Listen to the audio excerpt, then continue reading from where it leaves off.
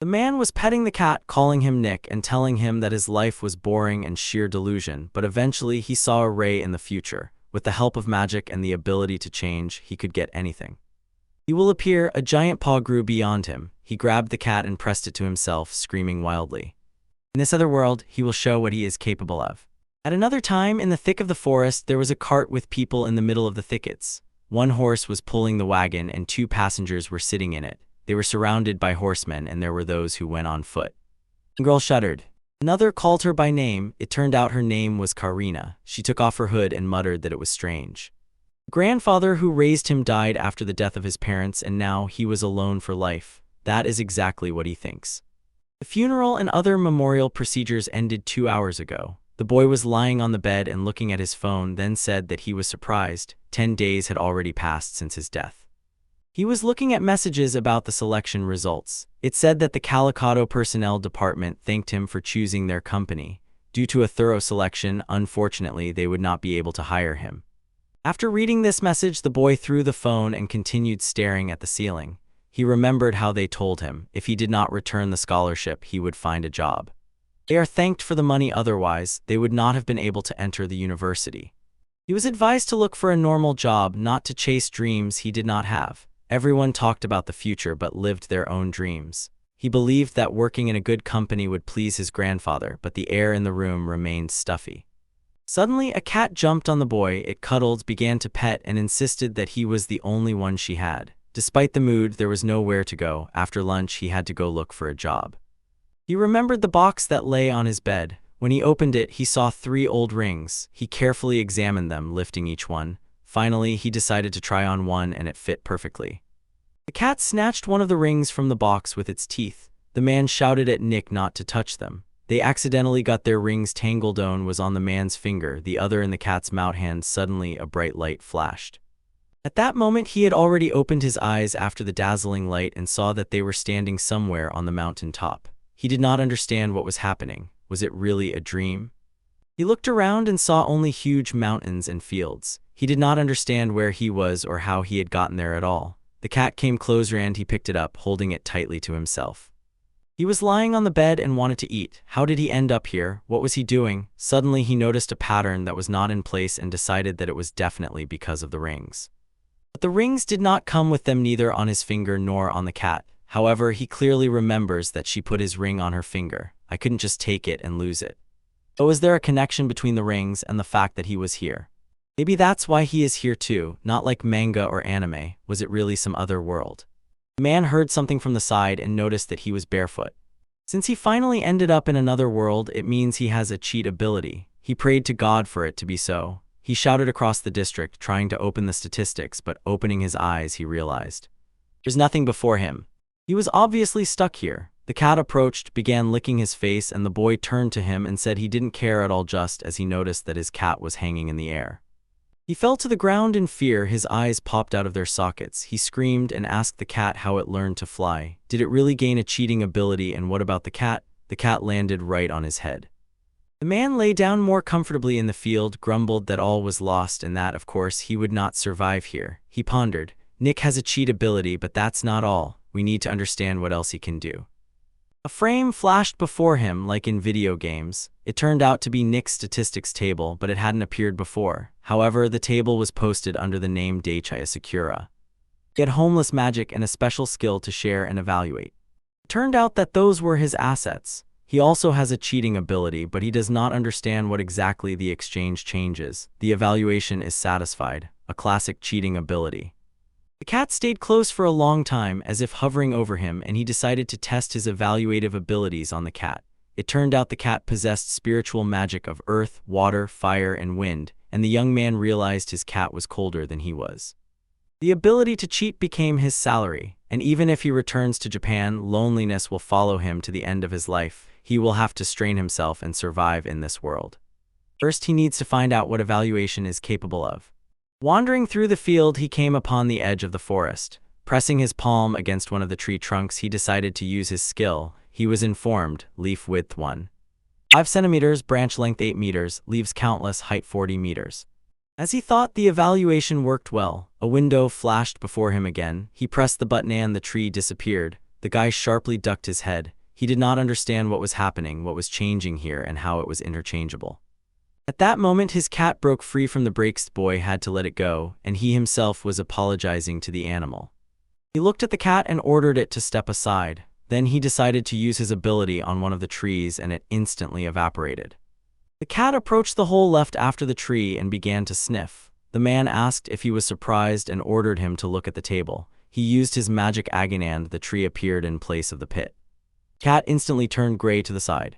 The cat hissed fearfully and the boy begged for forgiveness, telling him not to be angry. It was time for him to seriously test his abilities.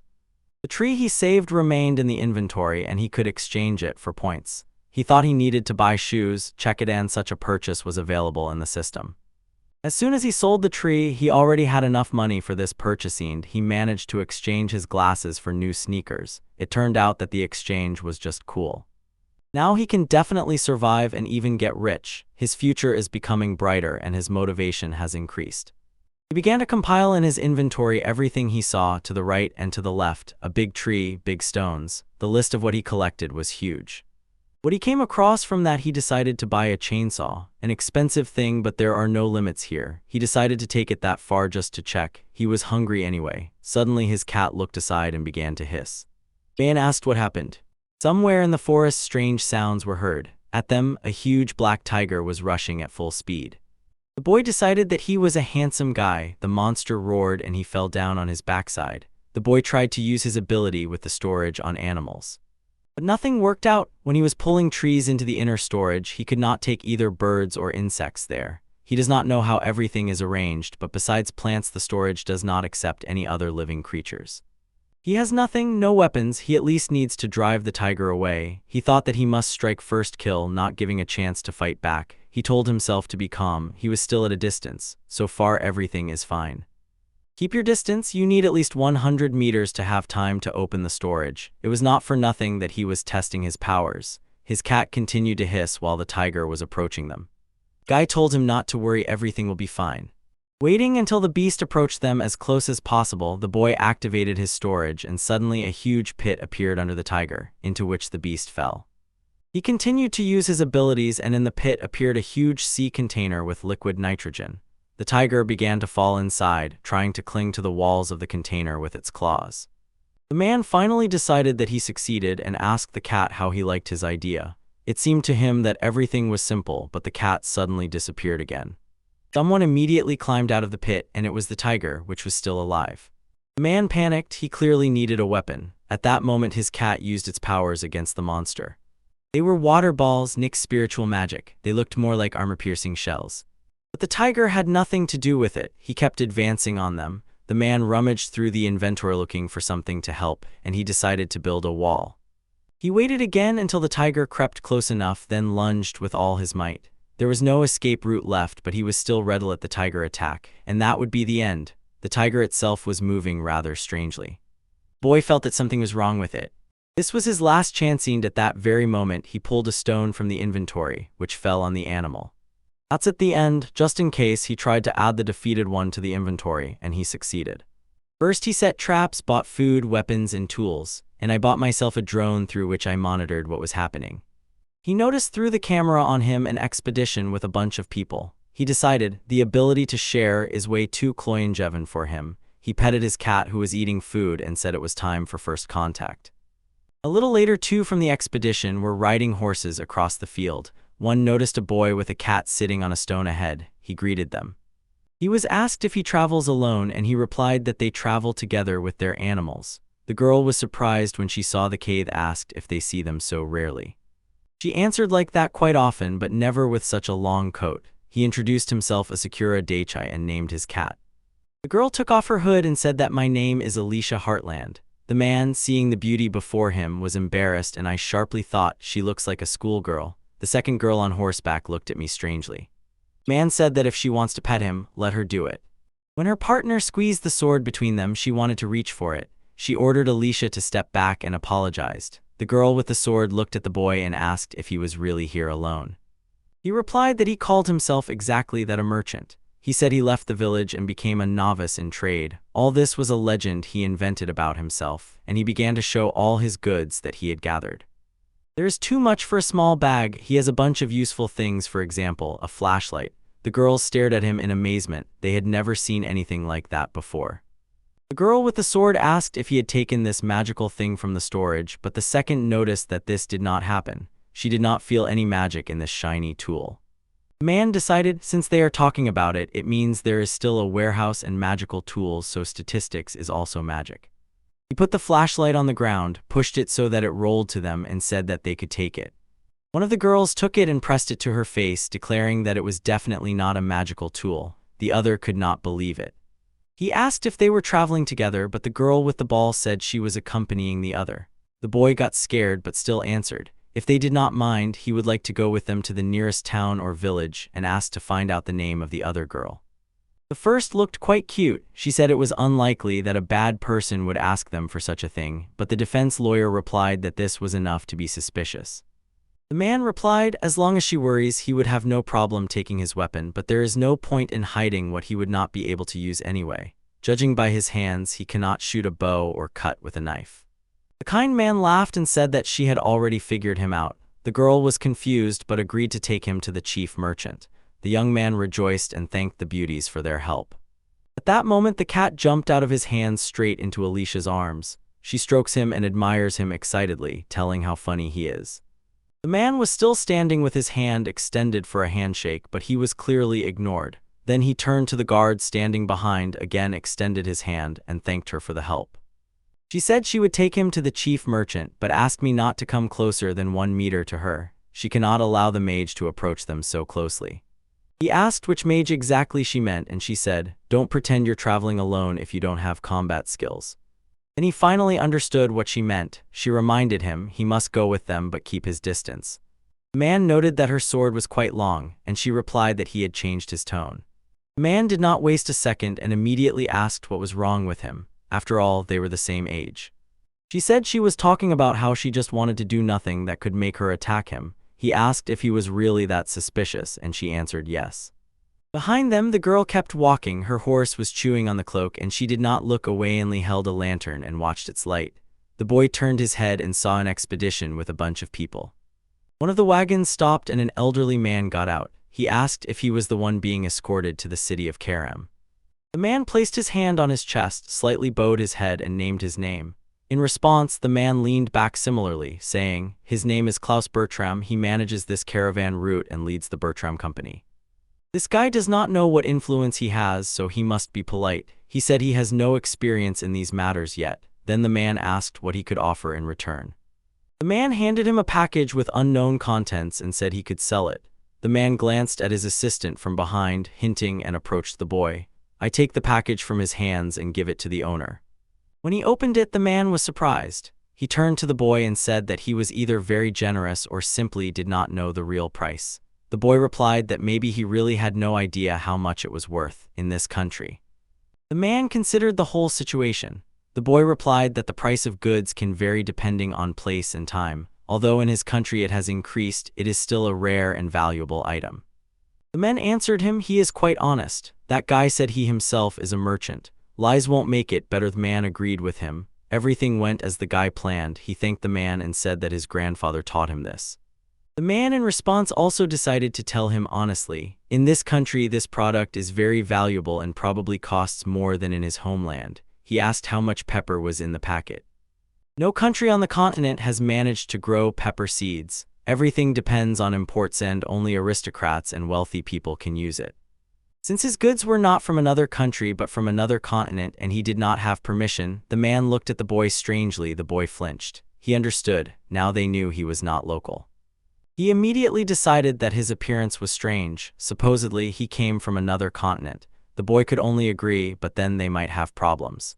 The man thanked me for the warning. The shop owner said that they still needed to discuss the price of the pepper, but the man asked to wait. He asked if he wanted to buy something else. He thought of becoming a merchant in this country, but as that man said to live here, local knowledge is needed because he is not local. So can he help him? The man said he was honest, but the boy just wants to find only good in people. The man simply laughed at that. You cannot just help him become a merchant like that. In this situation, the boy asked how much pepper he wanted to receive in return. And the man showed the number on his fingers. The boy decided that hoping he would help just like that was a foolish dream. He pulled 5 bags of pepper out of the backpack. The merchant said it was not bad. They need to treat their trading partner with respect. His grandfather taught him this, but he actually read about it in a book. Klaus ordered his servant Lloyd to bring pepper, and then turned back to Karina. He told her to continue accompanying Alice and to take Mr. Asakura to Harem City. I asked Alice if she agreed. She was all for it. The men moved towards the carriage. The man extended his hand for a handshake and thanked the girls for their help. They nodded. Karina said she would accompany him, and the other said she would also go with them. The girls moved forward, ignoring the outstretched hand. He asked where they were going. The answer was to Karina's leader. Alicia would tell him everything later. The guy asked me to call him Daichai. He didn't want any formalities. He wanted to be treated like a friend.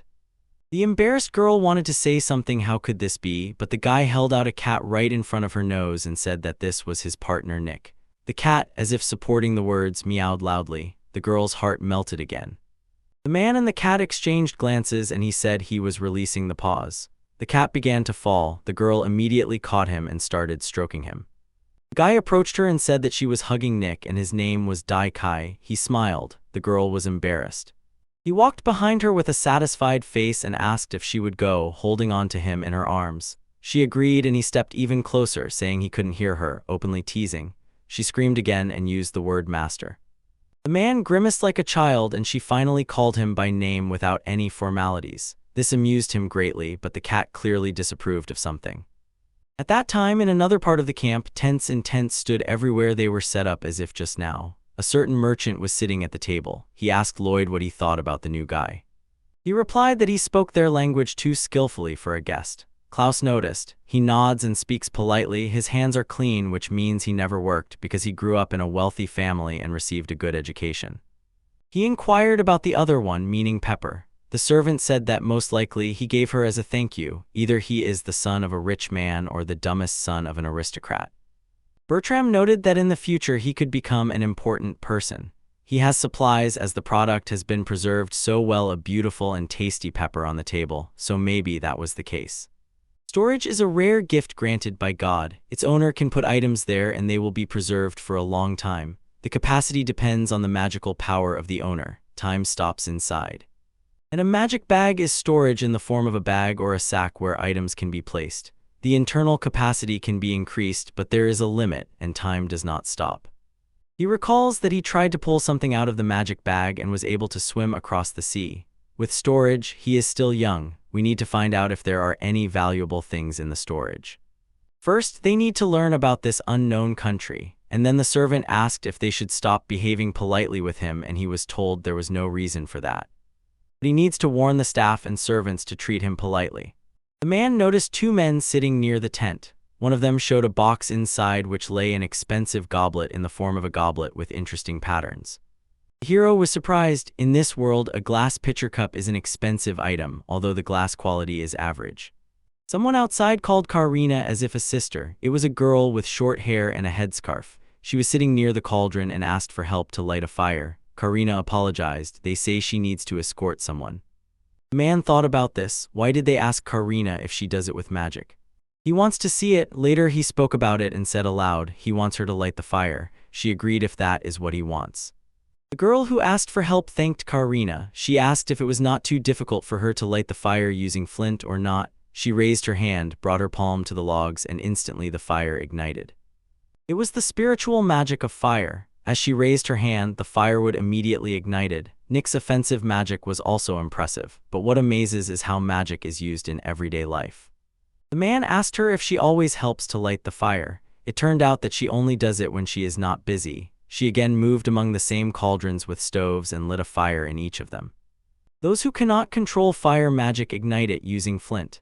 Alicia said that in such cases magical artifacts are used. He asked if there is magical power. If magical artifacts can be used, it turned out that there is not. The profession he can obtain depends on magic. The stronger the magic, the more worthy the profession. Those without magic can only rely on artifacts and still somehow manage to make a living. The man remembered his past. He asked the girls if the quality of life depends on magic. Karina called Mr. Asakura. He shuddered and shifted his gaze to the girl who had asked for help a few minutes ago. Her face was full of sorrow. His eyes widened. He realized he had said too much, covered his mouth with his palm, and cursed. He apologized to the girl. She replied that it was all right, she had been through it before. So she has no magical powers, but she works in a good company. Everyone here is kind and helps each other. She is lucky, but she said it with sadness. Thanks to his ability to cheat, he managed to become a merchant, but it turned out to be a bad and selfish idea. With this ability, he can help people who do not have magic. He looked at his hands, lost in thought. This will be interesting to shake the foundations of this world. People without magic can live just like people with magic, using artifacts. If he spreads their knowledge, people without magic will treat him well. This is only his imagination, but he has plenty of motivation. He called Koret and handed her a lighter, saying she could take this artifact to start a fire. At that very moment, he showed how it works by pressing the lighter button, the very one everyone was used to in his world. Everyone looked downcast, and Karina said it was far too small. She had seen such a magical artifact for the first time, and their other traveling companion noticed. It was unlike his. It was transparent like a precious stone. The man said it was lighter and handed it to Koret, ordering her to try it. She began to twitch her hands and insisted that she could not accept such an expensive thing.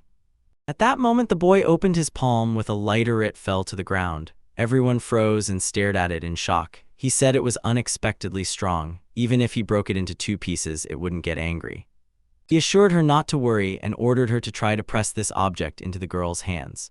She clicked the lighter and brought the flame to the dry leaves. They immediately caught fire and she threw the leaves into the oven. The firewood ignited and charred at the edges. She looked at the artifact with admiration and asked if such an incredible thing really exists. His homeland is probably very kind. The hero said he wants to give people in this country without magic the ability to use magical artifacts. The girl asked if he was a foreign merchant. In her opinion, with such wonderful tools, he would definitely succeed. She held out the lighter in her palms, thanks to him, but he said he wouldn't take it so she could keep the lighter for herself. She was surprised. He ordered his comrades to go and join them. The girl asked him to wait. She said she could not accept that. She tried to stop him by grabbing his clothes, but he stubbornly tried to explain that she was not that dear. Suddenly, they were interrupted by a man calling Karina. He asked what she was doing here. It was a tall man with scars on his face and in knightly armor. Karina called him her boss and said she was just going to him. The hero thought he was huge. Karina introduced him as Captain Jeffrey. She also introduced the main character, called him Bertram's business partner. Daesh extended a hand for a handshake and said he would go with them to the next city. Jeffrey said he is responsible for the security and escort of Bertram's company. Karina stated that the managers ordered to watch this gentleman.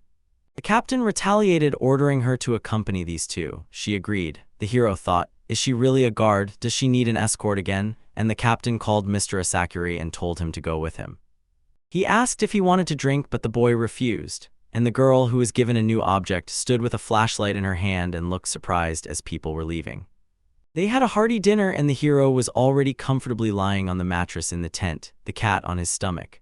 The boy thought that others were so impressed by the plastic lighter they even compared it to a precious stone.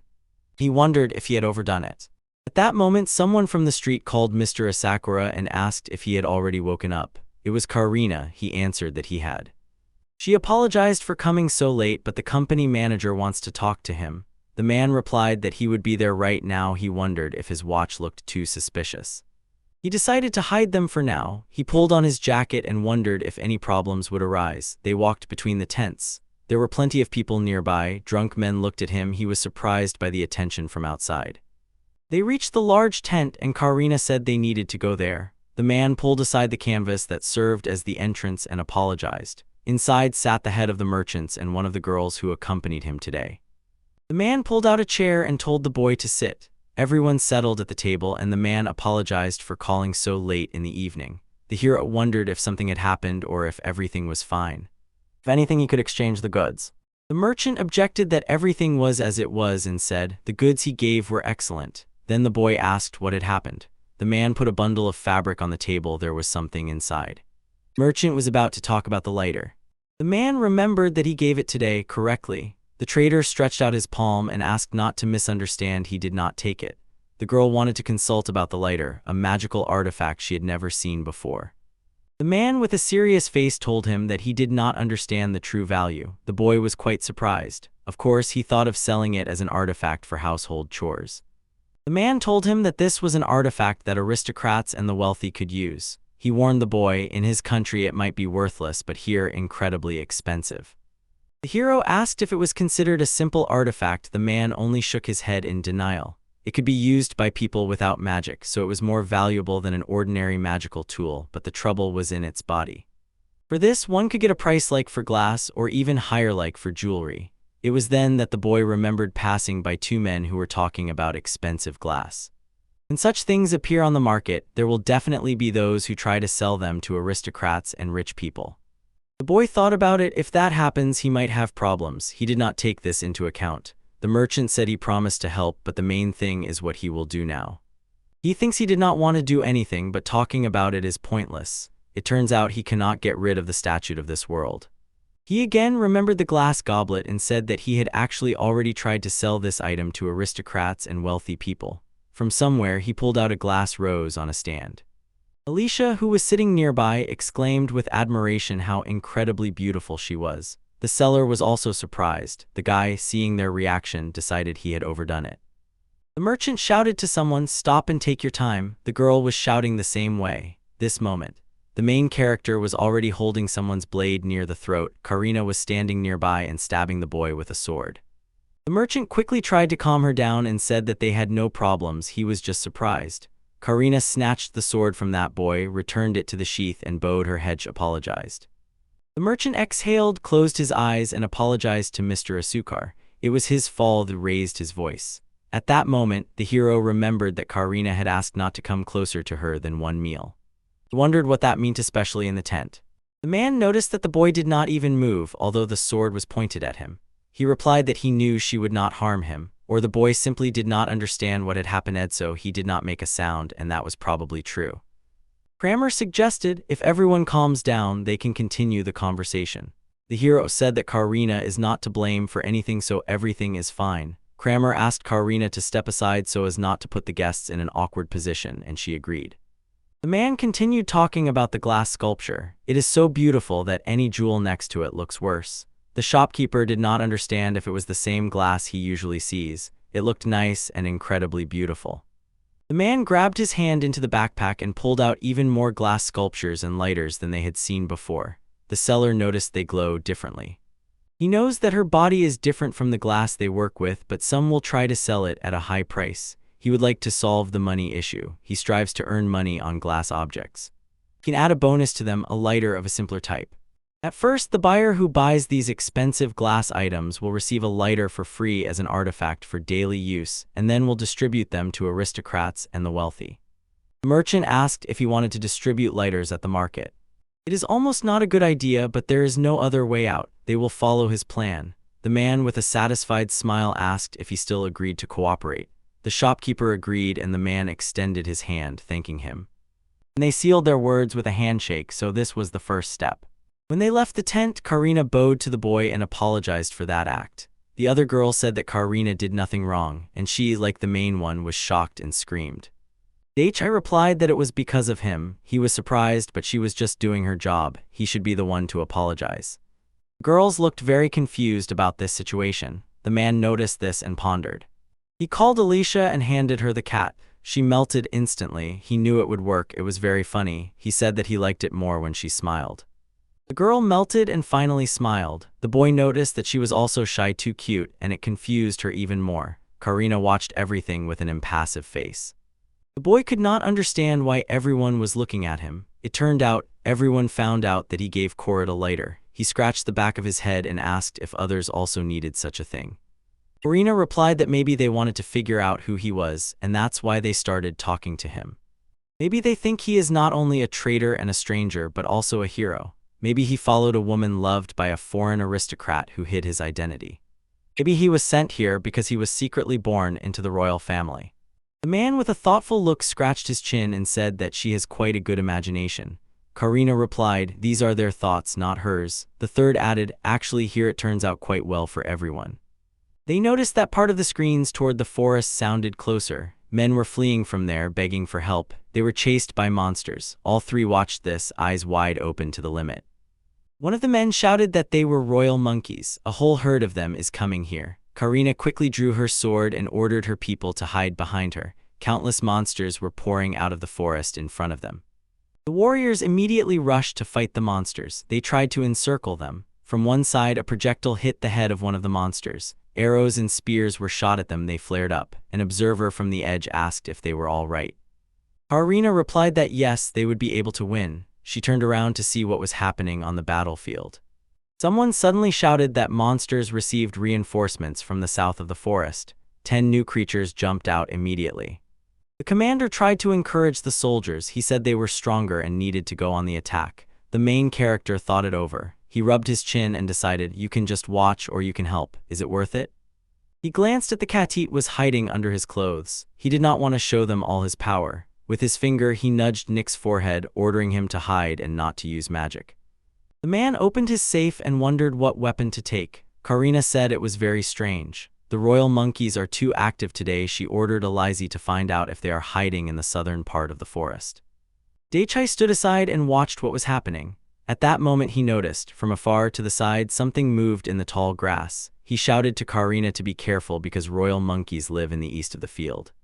At that moment many more people jumped out of the grass and rushed towards them. They were close and moving fast. He needed a weapon, at least something.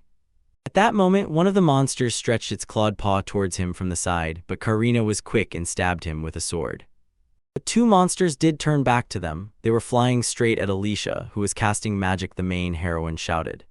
And at that moment, just as he sprang from his place with such a furious thrust that the ground scattered to the sides, he swung to hit the monster in the head with his foot. He himself was surprised by what he was doing. The monster shifted its gaze to the man, turned to him, and at that very moment the foot flew into its face and the monkey, flipping over its head, rolled away into the distance. Other people noticed this. One of them, who was reaching out to Alicia with its paws, hit its forehead and fell unconscious. The girls who were watching this scene were in terrible shock from what was happening. The boy was thrown back by the force of the blow. The man lay on the ground after the collision with the monster. The girls ran up to him and called his name. He raised his eyes from below right to her face and asked if she was okay. She answered through tears in her eyes that she was. They grabbed the boy by the hands, tried to lift him to his feet, and said that they had to go. At that very moment, several monkeys appeared behind them again. Daichai and Karina turned around to look. The girl swung her sword at one of the monsters and the boy again blocked it with his foot. While they were fighting, another monster grew behind Alicia. It just stood and watched. The girl looked back, not taking her eyes off it. At that moment, the monster opened its jaws and moved towards her. Seeing this, Daichai sprang from his place and stood in front of the girl, trying to stop the monster. She screamed. Karina, who noticed this, also called Mr. Asakaru, but now she was trying to stop one of the monsters and could not help him. He thought that at this pace the monsters would kill him. He tried to think that everything was fine and nothing hurt, but in reality it did not hurt him. The monster bit him and sank its sharp fangs into him, but the boy felt absolutely nothing. He remembered the moment when Alicia could also cast magic without any improvised means. He just wanted to make sure that she relied on strength and silence, on movements and invisibility. He realized this was magic without improvisation. And there was no time either. He noticed a strange movement in the forest even before the tiger attacked them, and when the stone hit his head, he already felt nothing. Then he resorted to shamanism. He pulled a knife from his bosom, directed magic into it, and stabbed it into the monster. For him, it was conditional, like taking a piece of cake with a fork, physical strength and quiet stealth. He looked at Karina. She was still struggling. He shouted to Karina to leave the monkey to him. Using force, he rushed at the monster from behind and stabbed the knife into its back. Now he acted stealthily. The monster did not fall and kept screaming. This knife was too small, it wouldn't reach its heart. He shouted to Tom not to run away. The knife length was only 23 cm and it was just a remark. He drew a dagger and fell back, losing balance. The monkey turned to him, grinning with a brazenly oppressive smile. The man also smiled, and at that moment Karina's sword pierced the monster's neck. And it fell dead to the ground, splashing blood around even on the girl. She sharply pulled the sword, cleaning it of liquid. The girl with blood on her face sighed heavily. The boy was gently lowered to the ground using magic, but a few centimeters before the target, her hand suddenly released and he hit the ground. The girl screamed and rushed to him. The man smiled and showed a thumbs up as if to say, everything is fine. Then he lay on the ground and asked the girls if they were uninjured. The cat, which had gotten out from under his jacket, sighed sadly. Two girls running to him stretched out their hands to help him get up. Karina told him that she was the one who should ask about that. and the other girl had already decided to express her opinion the same way, that it was better to worry about oneself rather than about them. They were already lifting the boy, and he asked what was happening on the defensive line now. Karina said that the number of enemies was decreasing. If it continued like this, they would win. The boy asked if they should help. Karina exhaled heavily. Her job was to protect the two of them. She recalled the moment when the monster bit the boy and thought that she had done her job very poorly. She tightly gripped the sword hilt hanging on her belt. The boy noticed this. The defense did not hold. A sudden attack from other sides broke the defense. The fighting spirit of the royal monkeys would soon be completely gone. The boy asked if she really thought so. He turned at the sound behind. And I saw how the monsters began to fear the arrival of people and rushed back into the forest. Karina smiled, pointing at them with her finger. She wanted to prove that her words were confirmed. The boy also smiled contentedly. After all, without blood on her face, she was even cuter. He shifted his gaze to his palm, just seeing blood there. Instantly, he turned the towel into what lies in his jacket pocket and pulled it out. Alicia asked me to give it to her. She magically moistened him and began wiping the boy's face. He shouted that he was already cold and that he could do it himself, but she asked to be allowed to do it for herself. Carefully, unhurriedly, she wiped his face. He asked Alisa if she had used spiritual water magic and if she wanted to apologize. He already knows that she can use spiritual water magic. The man was confused. They have magical artifacts and spiritual magic. The spiritual includes 4 elements. For an artifact, the key to activation is magical power. Magic draws power from nature. The spiritual depends on the owner's magic, but artifacts do not. Spiritual magic can be used many times and it is stronger. The boy pondered this. It turned out that in this world magic works on 4 elements and spiritual magic is stronger than artifacts. The girl asked how he understood that it was spiritual magic. The boy did not know what to answer her and decided to say that it was politeness. The girl asked him what that meant. He said that in his country spiritual magic is valued higher than artifacts. That is why he made such a conclusion, and calling it an artifact is rude because it is not so valuable there. That is why he said it is spiritual magic. Girls look at him suspiciously. Karina said that in this country only 20 people can use spiritual magic, and there are about 100 of them on the entire continent. Thought that was very few. Alicia told him that he should know more about this country before starting his own business. He will be glad if during the trip they tell him everything. The guard sighed heavily and said there was no other way. He and the cat thanked them for the help. He will sell 2 statuettes with their faces, but the girls simultaneously replied that they definitely do not need it. The warriors who won the battle shouted with joy. It seems that's all. The boy asked if they could go there together. Karina replied that there might be wounded people there and he could help. He asked why the royal monkeys attacked. The guard replied that she had a guess but needed to ask someone and looked at 2 men sitting on the ground near the guards. He had no idea if this meant that spiritual magic was rare since Nick used it, then he could call it his artifact and ability to exchange. If someone finds out, problems will start. It must be used carefully because it won't be that easy. The girl lying in bed recalled the moment when the main character was lying on the ground and asked if he was okay. To her, he was quite a funny person. He was very kind to her, but she had never heard of anyone defeating the royal monkey without any weapons and that it could be done alone. In her head, there were moments when she already thought, all is lost and the monster is standing right in front of her. And at that very moment, the boy stepped in, stood in her way, and let the monkey grab him, not her. Why and for what reason did he do this? At that moment, he was looking at her and smiling. Royal monkey cannot be defeated with one blow, but she clearly remembered how her grandmother told her about the hero in childhood. At that moment, she was lying in the tent next to Karina on different mattresses. She hid under the blanket and rolled from side to side. He tried not to think about it and he was not afraid of her at all. Even when he realized that she had spiritual magic, his attitude towards her did not change. Unlike other people from her memories, he was kind and smiled beside her. It seems she completely lost her mind and curled up under the blanket. The next day, everyone set off on the road again. Karina scolded that boy didn't want to saddle the horse. But the thing was, he had never done it before. The caravan was already moving forward and the girls were sitting in the carriage with him. Not used to this, he trembled wildly. Karina noticed it was the best carriage they could get. The man turned away from them and stared out the window. At that moment, he noticed 2 people on horseback near him. They immediately turned away as soon as he looked in their direction. He understood. They were deliberately avoiding his gaze. Karina agreed with him. He does not understand how much time has passed since he became so terrible.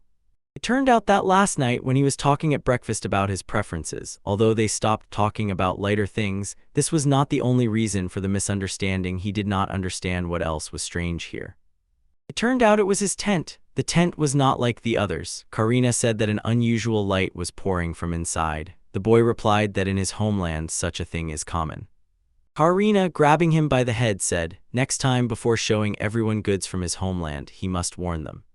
He apologized and said he would remember. Then Karina asked to warn the chief merchant as well. Another girl asked to show them the goods and she was very interested. Since it is interesting, he can show you his tent.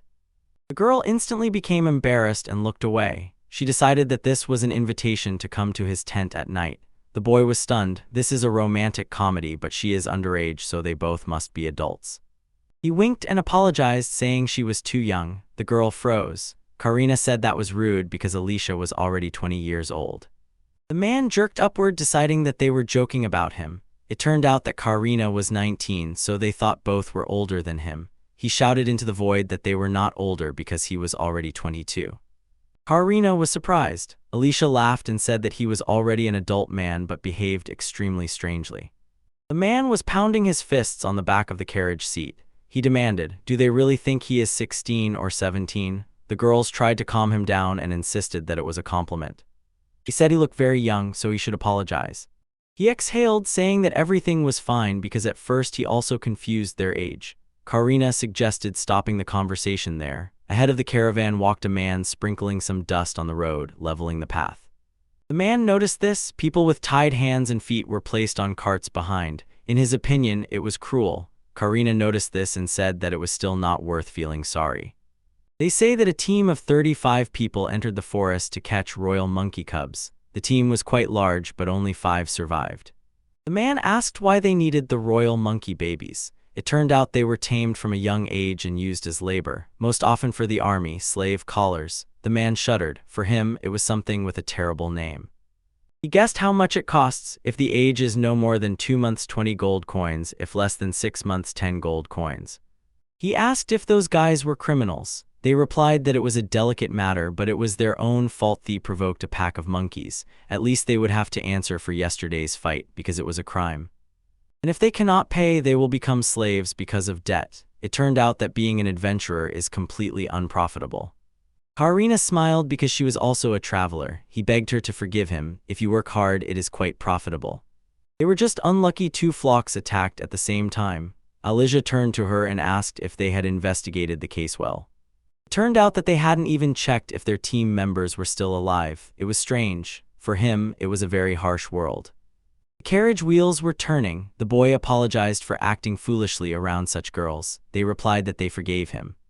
Ultimately, the culture and customs of this country were very different from his, but they noticed. He still tries. Karina also asked Alicia not to exaggerate his merits. The man placed on his lap the bag given to him by the chief merchant and invited the girls to rest. He took sandwiches and drinks out of the bag and handed them out to everyone. He gave them to the girls and suggested they try them. They were quite surprised. He told them not to be afraid. This is food from his country. And he gave them snacks and asked them to try another culture. They should love it. The girls reached out their hands and accepted the gifts from the boy. They began to examine the food from different sides and sniff it. He told them not to be afraid and to tell the truth. Their opinion was very important to him. Karina asked about the magic bag that was lying on his lap. If the chief merchant gave it to him to hide the guard, then that was the case. That's why the goods turned out to be so fresh. He began to tear open the package until someone shouted from the side. He sharply turned toward the sound and looked out the window. It turned out to be the village of Takura, huge mountains, fields, mills, and a bunch of other buildings. He turned his head in different directions, trying to look around. Karina sneaked up from behind, but she couldn't see anything from that spot. The young man said they needed to have lunch as soon as possible. He showed them a bottle of water and said it was a container with water. In special transparent packaging like a sandwich, they had to understand, he doesn't show this to everyone. Karina told him not to worry and he thanked her. He asked if that meant they would rest somewhere for an hour. Could they walk around the outskirts of the village? Alicia agreed, saying it was a great idea. Karina said, why not take a walk after they eat in the carriage? First, she would look at what the village looks like. After lunch, they would walk not on the outskirts but in the center. It was a large village. The girl thinks that for Daicha it is more important to see different cultures than landscapes, and they also need to buy shoes and clothes. She noticed what he was wearing. They don't dress like that here. He pulled the edges of his jacket and decided that he stood out too much. He agreed that they could do that and asked Alicia if she would mind. Karina thanked him. She likes that they returned to the goal to accompany. The man, looking at her face, seemed to have a heart attack. Clearing his throat shamefully, he asked how far she would go. She thinks it will take 15 or 20 minutes. Then he said that he and Alicia would wait for her in the carriage. Loa stopped. Everyone dismounted from their horses. The cat freely ran around the carriage. While the hero was humming a song and looking out the window, Nick ran up to the girl and put his front paws on her dress. Alicia wanted to play with him. The cat responded and played with her. The man paid attention to them. It was clear that these two were deeply involved. The girl waved her hands so quickly that the cat couldn't catch it until one day. The girl said that Nick was very fast and began to cast a spell, saying that she also needed to speed up. Then they moved even faster. Not only Nick, Alicia's physical potential also increased. It's hard to believe what I see. The girl suddenly grabbed the cat and smiled. She noticed Nick's physical potential also increased. After all, she exposed them. He made a serious face and asked Alisa if she could keep everything a secret just between them. She asked if it was really only between them. He answered yes. Again, she felt uncomfortable and said, since Daichai wants it that way. A strange atmosphere hung between them. They repeated the same name to each other until at some point the carriage door opened and Karina entered the salon. The girl was distracted but smiled and asked if she had already finished. The dude noticed that everything was happening too fast. Karina looked at them and said that they would stay in this village for 2 days. The man sighed heavily and asked if something had happened. It turned out the damage from the royal monkeys was much greater than they thought. Repairs were needed and the carriage would not go any further. They had to stop here and rest now. So she finally offers to eat their lunch. The man asked if she wanted a sandwich. She smiled and agreed. And at that very moment, looking at her satisfied face, he remembered yesterday's all covered in blood. He placed the water sandwiches on the seat in the carriage. Karina was sure what a strange lunch this was. Alicia asked how to eat it. The boy said it was just bread. She needed to bite it. It turned out to be extremely soft. The girls did as he said and bit. Their eyes flashed. Karina was surprised. Here were 2 whole pieces and inside meat. It was incredible. The second part agreed. It was very tasty. Slightly toasted soft bread, tender meat between slices. It melts in the mouth. And the luxurious greens add flavor, and the sauce brings everything to the next level. Taste was simply incredible.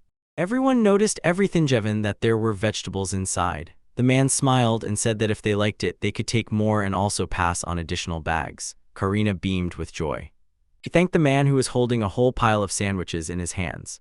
The man again reached into the briefcase and pulled out a bunch of sweets, fruits, and other snacks. They gave off a very sweet smell. Next to him, Nick began to meow. The boy told him to calm down. He has something for him.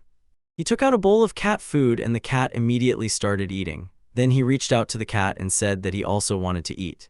At that very moment, the cat covered his mouth with its paw and Alicia laughed, as if to say he doesn't want to be disturbed. Karina was already trying a sandwich with cream and fruits at that moment. It seemed she was struck by a gastronomic shock. The man asked what she thought. She said it was very sweet and soft. He explained that it was fresh cream mass. It is popular among girls. She noticed that this thing is very tasty. Of course it will be popular. The boy asked if she wanted more and she said yes. He asked if she liked tasting different dishes that use cream. If she wants, she can try. He found it funny. She agreed, smiling gently. At that moment, the boy's heart trembled again. He put his hand on his chest. He was wildly happy that they liked everything.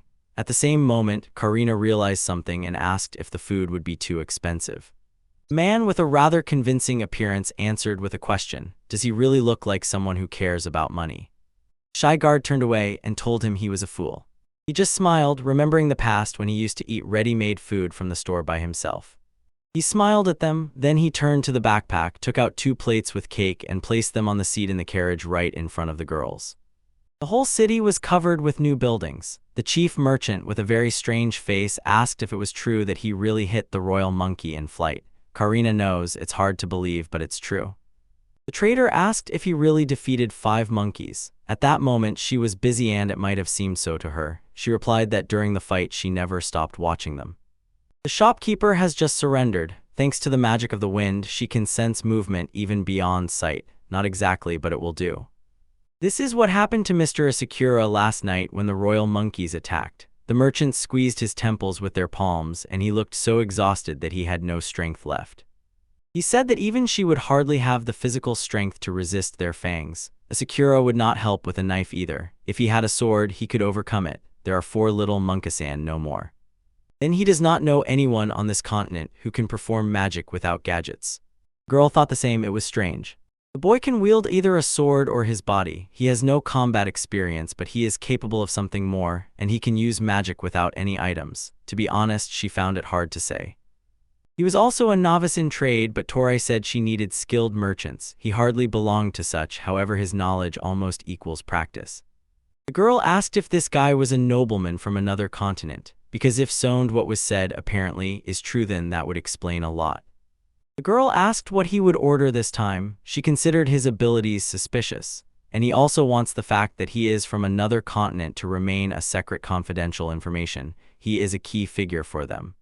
Mr. Asakura not only saved them but also lent them a shoulder and helped their company. Karina knew about it. He told her to continue accompanying him, especially when they arrive in the city of Harem.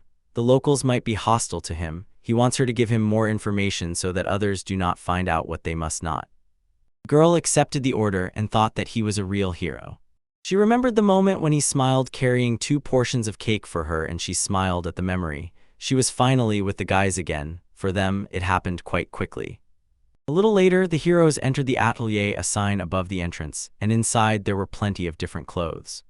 The man tried on several of them for himself. I asked how they were. The girls looked carefully. Karina noticed that he looked like a traveler in this. The cat, as if confirming, purred.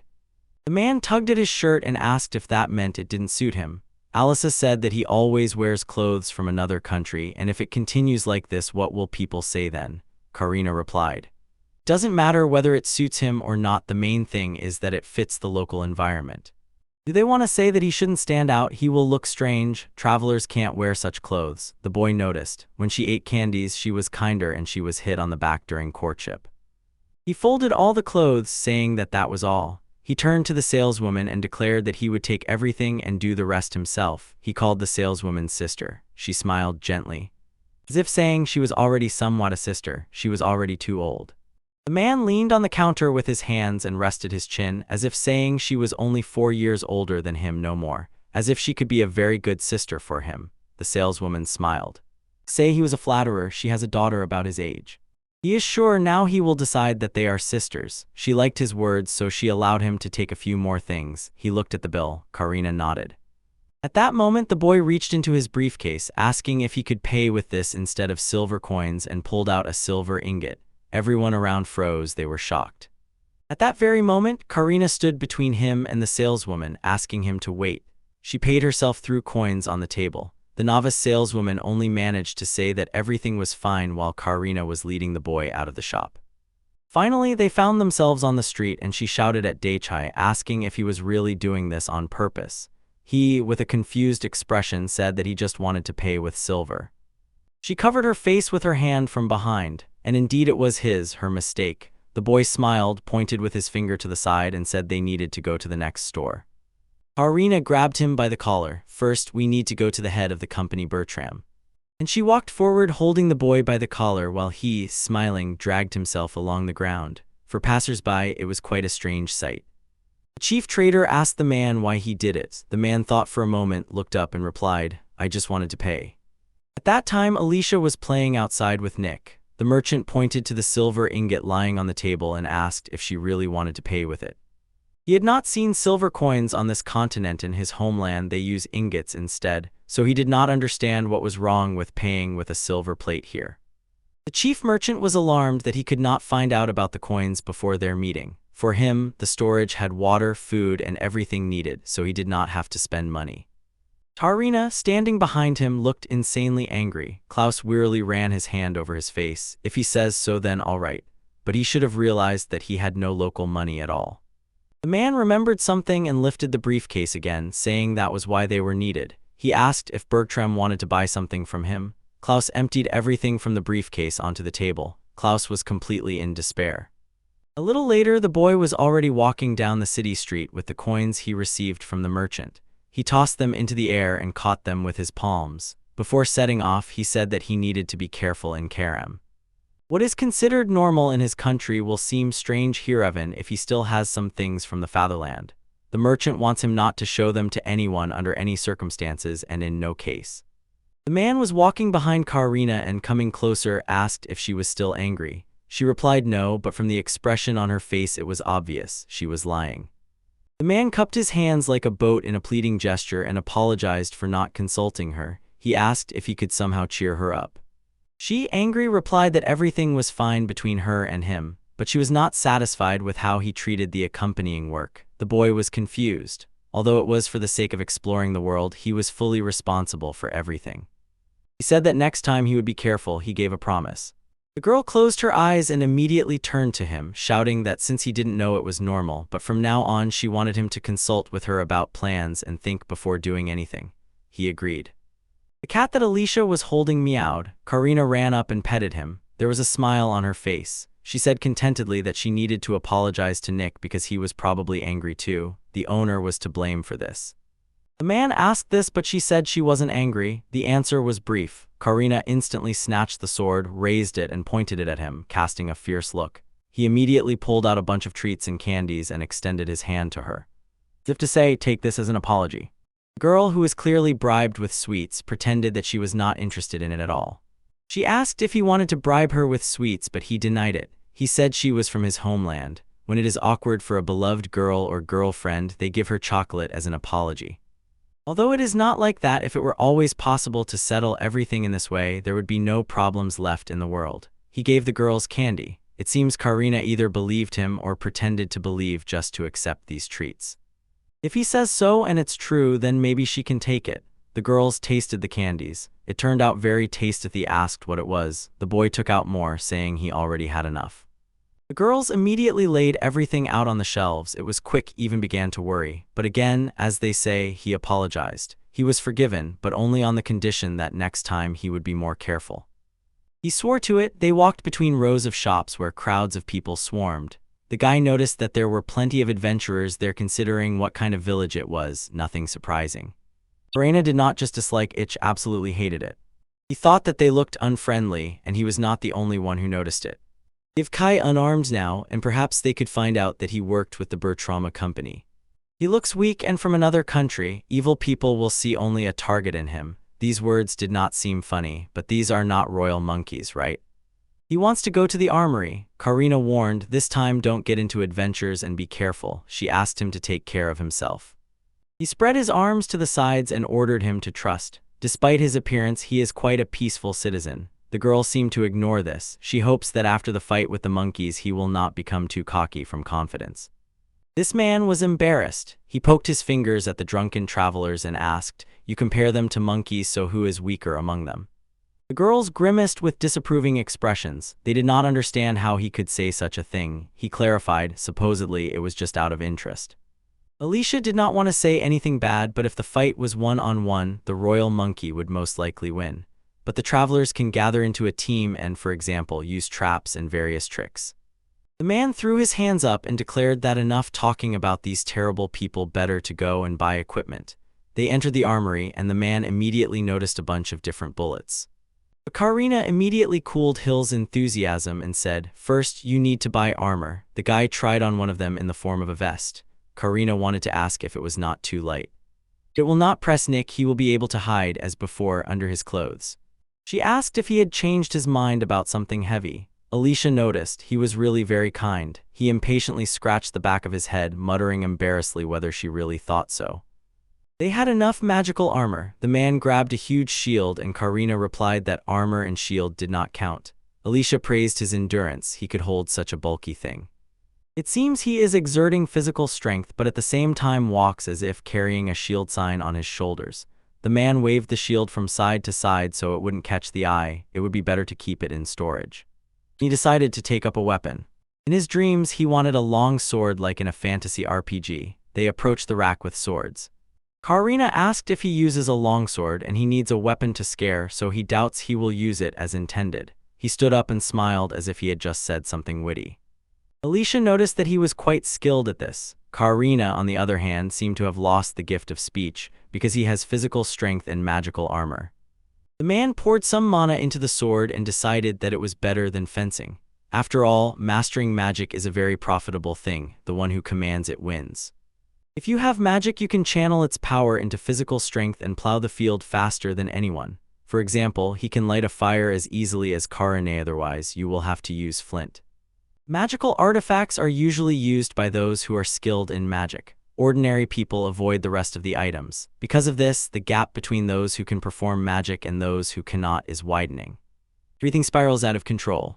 Can't he at least help a little? Selling glass products to the royal nobility and the wealthy. He wants to supply items at a low price to those who cannot control magic. It's a cheap and convenient product.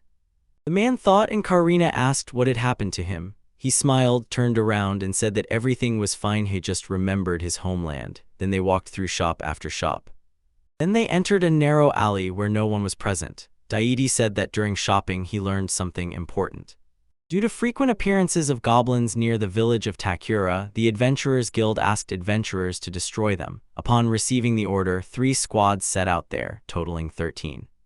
But according to unofficial data, about 7 teams went there. A total of 40 people. Karina noted that it was too many, even if the number of goblins was unknown. Moreover, those who went there alone might be inexperienced. Those who joined had a reason for it, because there is no need for such a number of people. The man asked if these monsters were strong. The goblin enchants things, but there is another goblin nearby, a general, or even worse. They use their abilities for physical strength without any items. So many people came there, and suspiciously this guy completely agreed with her. Judging by the adventurous encounters she already had, and by their equipment, they were level E at most D. The traveler rank starts from H, that was the lowest. Usually students have it, and the best is S. Adventurers with rank A are recognized as high-ranking aristocrats. They are even above counts. This can be compared to the title knight. Rank S is given to those who have achieved great feats. The king awards them personally. S and A are quite noble, they are special. 7 ranks from A to G are basic, of course, strength does not depend on them. Ranks are primarily given for merits. However, travelers of level D and above are real fighters who have gone through many battles in their lives. The man asked what rank Karina had. It turned out rank C. He still hadn't fully understood these ranks, but thinks he can rely on her. She has plenty of experience. The man thought about it. Shouldn't he be given a rank? He is strong. Just recall the victories over the tiger and the royal monkeys. He hasn't used all his weapons yet. They need to return to the travelers even if they don't know the exact number of goblins. Isn't there too many people going there? Everything was too suspicious. He asked Karina if she had any thoughts about this. If so, you need to tell me. Alicia jumped in and said she also wants to know. If she said this, then she won't do anything stupid anymore. The girl was waving her hands actively and pointing at the cat, insisting that even he wanted to know. She approached the boy, took the cat from under his clothes and placed it in her hands. She hugged the cat, lifted it into the air and immediately ran off to play with it. He returned to Karina for an answer. 2 months ago, bandits launched a brutal attack on the village 4 days from here and killed everyone. He remembered this. The whole village was burned and destroyed. It turned out somehow strange. Goblins often appear in these parts, and recently an order was received to destroy them. As soon as help arrived, the village was razed to the ground. Many travelers set out there, but they returned without killing anyone.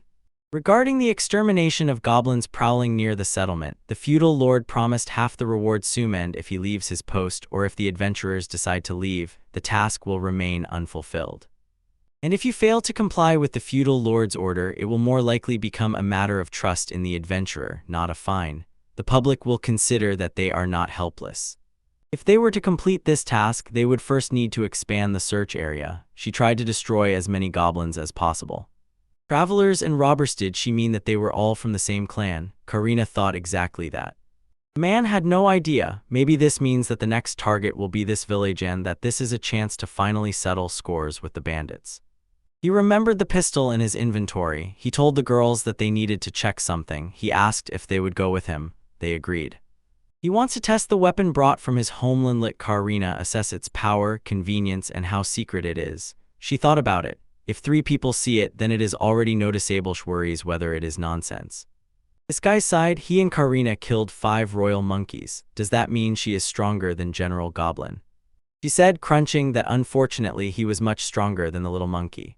The man shrugged. Alicia asked, what about Paul? Even if something happens, they can escape at any moment thanks to their physical strength. The man was glad, so Alicia also clung to this, but it turned out to work only a little. At that moment, Nick calmly lay on the girl's head and seemed to fall asleep. Karina, who was standing behind, looked at him strangely. He looked at me questioningly. If it's in the forest, it will do. She wanted them to avoid the presence of other people. Physical strength should be used only from a distance and only if it is necessary to escort the caravan. He agreed to this condition and was already turning around to leave. At that very moment, someone ran past and pushed him in the shoulder. The man shouted at Daichai and behaved aggressively. If this had happened in Japan, there would be no trace left of Daichai. But now, since En was able to defeat the royal monkeys and Karina is standing nearby, he is not afraid. Daichai replied to that man. He himself got in the way and bumped into him. At that moment, other burly men residents of this village surrounded them. Apparently, they also came with ill intentions. The attacker insulted him. I asked the traveler how he dared to say such a thing. The locals looked around at the scuffle. Other adventurers who were drinking on the roadside also noticed them and started murmuring among themselves about that guy's side. From all sides, aggressive men questioned whether they were scared and why they were silent. One of them noticed what beauties were standing next to Daichai. Supposedly, if so, then he is not poor his money and women want to be taken to the last. Karina warned them if they come even one step closer, let them blame themselves. They are already in trouble. Daichai turned back to the girls again and asked who among them was stronger again than these people or one royal monkey. The girls looked at him. Is he serious or just like that, and how can one even compare? The men asked Karina if she was really that cool, if she would go with them. She started teasing them, sarcastically saying that she was very scared. One of the men asked if she really thought about joking here. Would she dare to fight all of them? If she wanted to fight, the man ordered her to step aside. One of them had already made plans for her. The heroes froze at the absurdity of the situation. After all, they speak as if they were characters from some manga, but when they say this to your friend, their words only anger him. Maybe it's worth trying weapons on them. He asked the girls if they annoyed them, in one word, and he would get rid of them. Karina turned to him and replied, if he kills them, they will be in trouble, but if these guys are left with a few injuries, nothing bad will happen. The one who first hit Daichai on the shoulder got angry and asked if he really wanted to fight, then kicked him. Daichai replied that he was just a merchant. Karina turned to him again and said that if he kills them, he will have to pay a large compensation to the feudal lord. He thought about it. You can be a killer, but just pay enough and you are free. This world scares him. He will not kill them, only maim. Let this be a lesson for others. After all, they are travelers. They must be ready for anything. Men drew weapons and rushed at them, shouting insults. Karina shouted that she would not allow them to do that. Daichai again asked the girl if he could really hold them back, and she agreed. The hero stood up and ordered the girls to prepare as well. As Sakura, Daichai draws a sword from its sheath. The blade sparks brightly, ready for a merciless strike. All the inhabitants were bewildered by this boy's action. He turns to the bandit and says that, thanks to his boundless kindness, he will not take their lives, but they must be ready for terrible pain. Suddenly, two men crash into Daichai, those who were already ready to attack with all their might. They did not understand how this boy dared to say such a thing. They thought he wanted to fight them and were ready to show what they were capable of. As Sakura, Daichai turned to tell Karina she would handle these two men thanks to her outstanding skills. He ordered Alicia to stand behind him. The girls obediently complied, stubborn, focused on victory as if there was simply no other way. He remembered now he could use his unique ability for fraud to get modern things and exchange them. Asukara Daith can pull out everything from there except living creatures thanks to the huge storage. The boy employs a unique skill of magic without objection, amplifies his own power and the power of objects. He is excitedly warmed by the thought of what will happen if all abilities are combined, and he is just as inspired preparing to realize this idea. He knocked down two with one blow and fell on the other, but they still got up from the ground. The men definitely did not expect such a powerful attack without noticeable effort. Only the bandits came to their senses and turned their gazes to Daichai when horror seized them. He had already begun to use his skill that could instantly take their lives, and they wouldn't even have time to blink. One of the man's legs seemed to sink into the dark, swampy mud that had grown around. The man shouted and in a few seconds tore back, covering the distance, waving his leg. But the man could not jump far. The girl launched an attack at lightning speed. Suddenly, everyone nearby grabbed their wrists in horror. As it turned out, she immediately injured the tendons of all the opponents. The boy looks at this equipment in surprise and asks the girl if she really tore the men's tendons. The girl nods quietly but confidently and decisively. The men sat on the ground and convulsively pressed their wrists, trying to stop the flow of fluid from the wound. They looked at her with eyes full of inhuman fear. The girl sharply pointed her sword at one of the opponents and declared that her strike was a punishment for them because she had clearly said earlier that no one was allowed to approach the one she was escorting. Those who attacked were terrified again. They clearly did not want to feel such torment agony, and this seemed to drive them insane. The men cried out for mercy and promised that from now on they would not approach either the girl or the boy. The girl, still holding the tip of the sword aimed at the attackers, ordered her words to be conveyed to the support and friends of these men, who in turn promised to do everything the girl said. The residents laughed at the failed attack and whispered to each other that a whole group of men had fallen because of a single woman. It's hard to imagine, but many people here had seen such a thing live. Suddenly, Nick, who was sitting in the girl's arms, purred loudly and whimsically. Asakura Daichai noticed this and asked if his favorite was asleep, and in a moment decided in his thoughts lazy. Suddenly, Alicia lowered her head, stroking and calming the cat, and her face darkened. She felt sorry for the pet. She thought that the noise might have woken him and prevented him from resting. The girl approached the men step by step. At first, she quietly asked them to apologize, and the men at first did not even understand why. Meanwhile, the girl was already shouting at the robbers to apologize to her kitten for waking it up. Karina, looking at Alicia, froze in complete disbelief, as did the bandits, not expecting that she would suddenly be moved by justice for the sake of the kitten. Alicia raised the kitten to Karina's face and asked if she did not feel sorry for the little one whose sleep was so rudely interrupted by the sound. Alicia ordered the men to quickly apologize for interrupting the kitten's sleep. They immediately dropped to their knees, showered apologies, and promised that it would not happen again. Kitty Nick meowed happily. Alicia, with a playful and encouraging wink, explained to the men that her favorite was kind, so now they were incredibly lucky. They would remain whole and unharmed and be able to return home. Karina wiped sweat from her forehead with her palm. She was glad that everything turned out well, because a cat with magical powers is a very scary thing. It can cause irreparable harm to others and itself.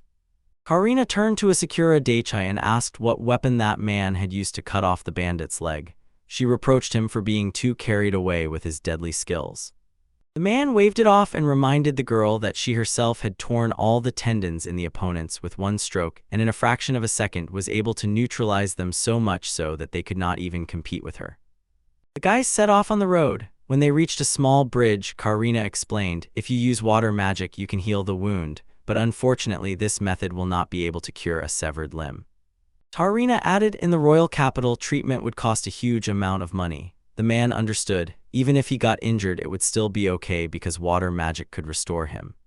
If something happens, Karina and Nick will definitely be able to help this guy. Asakura Daichai praises Karina and notes that the bandits are unlikely to recover anytime soon. Men sat down and sobbed in pain. They definitely did not expect such a reception. In response, the girl explains that men can use dirty and unacceptable techniques instead of direct attacks. For example, you can wait for the guys in a house or a hotel. The guy did not think about this and decided that they could be ambushed even in a tent. Karina agrees, and then the guy falls to his knees before the girl and apologizes as customary in his homeland. The guys approach a sign leading into a dark forest. Karina asks the guy what he did to deprive the man of one limb. The girl still could not understand how such a thing could be done and to which kind of magic it should be attributed. Karina asks him not to pretend, confident that he has a technique that allows him to instantly deal with bandits because one of them was left without a leg and it all happened instantly. He calmly explains. The skill is unique and available only to him. Karina and Alicia, impressed, patiently waited for more. The man spreads his arms and says that such a skill does not exist on this continent. Alicia wanted to object, but the man did not stop, continued talking about his homeland. It seems he has in mind what is really happening. Karina stopped his speech by holding out her palm forward. She says ice-breakingly and seriously that only one person possesses this skill. And at that moment, the guy completely stopped, understanding why it was necessary to talk about the fact that there are not so many such people. Asakura exhales and scratches the back of his head. Smiling, he looks at Nick, who is sitting in a hood, and explains to the girls that he had to leave his homeland because of this skill. The man covers his face with his palm. He understands. His incredible talent put his family under mortal threat. Because of this, Daichai has to retreat. He asks the girls for their opinion. Karina and Alicia immediately lowered their heads. They understood how difficult it was for this guy to make such a choice for the sake of his relatives and friends. A deed of this kind is unlikely to be done by a person who is indifferent to their loved ones. The man continues walking and says that Karina and Alicia might be interested to hear his story. The girl replies that it's okay and that Daichai may not tell them if he doesn't want to. Sakura Daichai turns around and with a soft smile says, it will be their secret. He looks at his open palm and a small sphere appears there. Then he talks about his unique skill. This guy instantly creates lead and iron, then shoots them, reducing everything to fire and hitting the enemies. Just need to activate the ability. Karina carefully, with genuine interest, examines the bullet that appeared on the man's palm. She is surprised that such a small piece of lead is only suitable for human limbs, and that is exactly what she just saw. Deity continues to insist, if the shot is covered by the power of fire, then at high speed it will deliver a blow of such force that it will not only deprive limbs but also create something more terrible. The man takes the bullet with his fingers and explains that it has a devastating effect. Karina does not even want to imagine how dangerous this attack is because the skill she showed earlier makes itself known. The man says he wants to experiment with the girls. Now he will show Karina and Alicia his unique skill and listen to advice about real combat such as the girls can give based on their own observations. Karina believes that the guy will no longer use that thing. He refuses because he wants to experiment a little more and show them only a small part of what he is capable of. The man with burning eyes suggests having a snack after the experiments. Karina thinks about him again. He is talking about candies, and the girl could not even imagine that he meant some other snacks. The man refutes the girl's assumption and says that besides sweets, one can also enjoy salty snacks. After the experiment and evaluation, the man asks Karina what she would like to snack on. Karina is a little embarrassed but will be happy with any treats. The man is glad he was able to convince the girl. He is very interested to find out what the girl will say about his skill. Karina agreed with a smile. At that moment, the guy realized Karina's greatest weakness is candies. Alicia did not understand her friend's enthusiasm at all as soon as the topic of sweets came up. The guys set off to a distant, secluded place. The man looked around and decided it would be better if they came across an open field, because to make the best use of his skill, a wider area than a forest clearing is needed. Karina reproachfully asked them not to be picky. They do not know what monsters might be brought here. However, they need to be extremely careful to avoid and prevent clashes with unwanted opponents. Sakura asks Alicia to keep Nick until the end of the experiment, and the girl gladly agrees. She just wants to spend a little more time with her favorite. The boy notices Nick is also incredibly happy because Alicia spoils him so much that he definitely will not be sad. Suddenly, the kitten, gently touching the girl's face, begins to quietly crawl into her dress, penetrating deeper and deeper into the neckline. Alicia took the kitten and sternly called it by name so that it would understand. It had not behaved quite well. Sometimes Daichai feels that she and Nick understand each other without any words. Sakura Daichai is incredibly happy for the protege. In his thoughts, he congratulates and praises Nick. After all, he managed to perform such a clever but simple action, the very one that apparently many want to do. Karina noticed the boy's strange joy and suspiciously nudged him to start the experiment. The man used Diggle. It was thanks to it that the bandit lost his arm because this weapon fires very powerful bullets. Moreover, thanks to his skill, he easily pulls any items from his own space-7 weapons. Sakura forces the safe to open in his palm. Then he prepares a daggle and uses his technique in the blink of an eye. Suddenly, a bullet flies into the tree trunk with incredible force and wood fragments scatter to the sides. Girls were stunned by this skill. The boy immediately expressed a desire to hear his friend's opinions about what he had seen. Alicia said she had never seen such offensive magic before, and he reminded me of the necessary thought without any surprise. The girl at first did not hear the boy's words but immediately apologized. Karina asked Daichai with genuine curiosity if this was really not the piece of lead he had shown earlier. Karina runs her hand over the wood, asks if this technique can be reused, and wonders if it is not difficult to constantly cast battle magic at such an incredible speed. Karina dismisses objections. She explains if the boy's magic level is C or D, he can attack several targets at once. But magic of ranks E and F reduces power and allows continuous use of this ability. Karina explains to the boy even the eyes cannot discern such speed. Daichai thinks about this and puts his hand to his chin. Attacks similar to this occur in earth magic, but it turns out the speed there is much lower. This boy is unlikely to need it. In the end, a mage might be like always carrying a pistol. As you see, even a low-ranking mage is very dangerous to ordinary people because with their worthless abilities they can cause irreparable harm. Karina does not understand what a Sakura Daicha is talking about because a person who does not use magic can restrain a mage without a title by using combat magic. The system is quite complicated for someone who has not yet had the chance to be in this world. But if some simpleton with offensive magic meets a traveler without abilities, the former will be stronger. Then the boy lowers his gaze to the floor and realizes he is still using magic, even without items. The boy pondered, could it be that those who use offensive magic are not mages? As it turned out, Alicia explained that these are exactly those who join the guild and have rank F or higher. The levels of mages that Karina mentioned earlier also differ from the ranks of travelers. As it turned out, these are completely different things that need to be distinguished in order to fight more effectively and not waste maximum effort. The Sakura Daichai asked me to tell him about these differences while the girls were eating, but suddenly Karina is happy that the experiments are finally over, and this might mean that now they can have a snack and forget about the fights. The man says that now everything will become much more serious and asks the girls to look more closely. Sakura Daichai truly hopes that the girls will be able to give him sound advice such as will be very useful in the future. Suddenly, a giant weapon emerges from his hand and fires exactly at the same spot where the previous attack hit. The roar was so fierce that the girls had to cover their ears. The bullet hits the same tree again, but some shots are not very accurate and miss. The boy realizes he needs more practice shooting, but Nick's water bullets are much more powerful and very precise. Alicia says there are mages who specialize in attacks against magic, but with such power they can only strike one target. Karina confirms the girl's words. Truth cannot be conveyed more simply or concisely. This guy understands. Nick's water abilities are much better than those cool magicians who throw offensive magic in war and for their own purposes. Of course, the main abilities of the protege must be kept secreto, have an ace up the sleeve.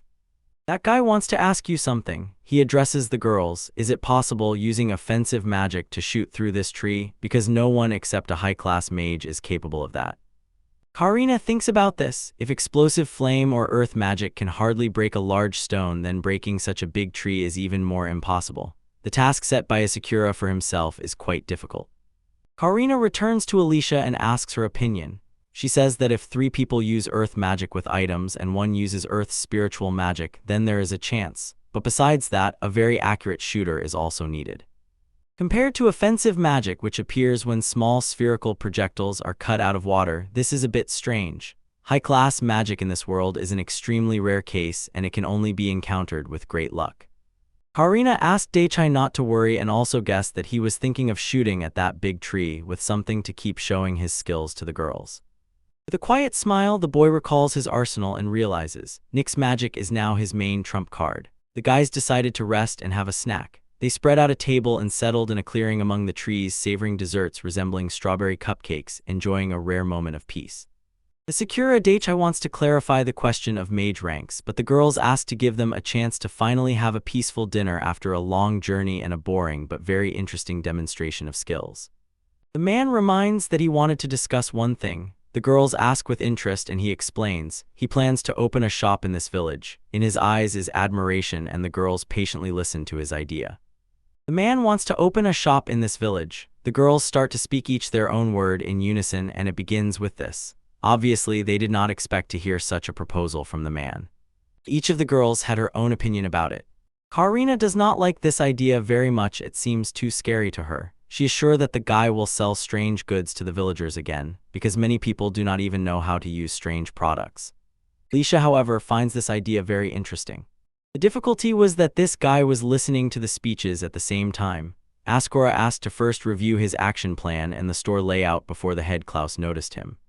He especially wanted to show Alicia the plan. After all, she can use magical items. For the record, Daichai said this so the girls would be aware of his current plan.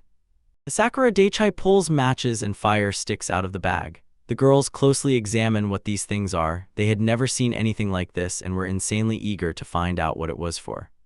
Alicia and Karina carefully examine the objects. The boy understands this is the first time and they have no idea how to use them. It was quite obvious you don't come across things from another world every day. The man lights one match. Asakura explains that it is not an ordinary thing but waterproof matches. And suddenly a small but very bright and stubborn flame bursts out on the piece of wood. Karina thinks it might be magic. Alicia disagrees. She categorically does not feel any use of magical power. The girls wondered how to get fire without magic and without any objects. The man explains that this is not some magical object and not magic at all. Ordinary people can use it too, those who have no abilities. Daichai says these matches are easy to light. The man explains, with them it is just as easy to set anything on fire. For example, he throws a small wooden plank with a flame onto a pile of gathered dry leaves and the pile immediately ignites. Alicia asks if these matches can replace the magical item. The boy adds a special liquid to the pile of leaves and agrees with the girl. He easily demonstrates all the quite ordinary properties of things in his world. Sakura Daichai explains that he wants to sell such things to those who under any circumstances cannot use magic, and giving a chance to those who are unable is honorable. Karina is eating a strawberry with a piece of cake and thinks that selling such things to ordinary people is somehow not very profitable. She does not fully understand Asakura's goals and why he still decided to do it. The man sincerely says that he wants to make life easier for these people. After all, that is why he will sell the corresponding items at a price convenient for ordinary people. Karina looks at the guy with distrust while Alicia's gaze is full of sympathy. Daichai asks what happened and the girls shake their heads from side to side as if to say everything is fine. The man keeps repeating that the rich buy rare things anyway and this is not quite right. Karina admits she never really thought about that, and it is not always possible to find time to think about it when there is so much to do. The boy does not listen to the girl and insists that the rich can afford anything, while Karina frowns and repeats again that she had not even thought about this topic. Alicia understands that they will have great success. She suggests Daichai start selling consumables because it is precisely through this that his idea could become extremely problematic.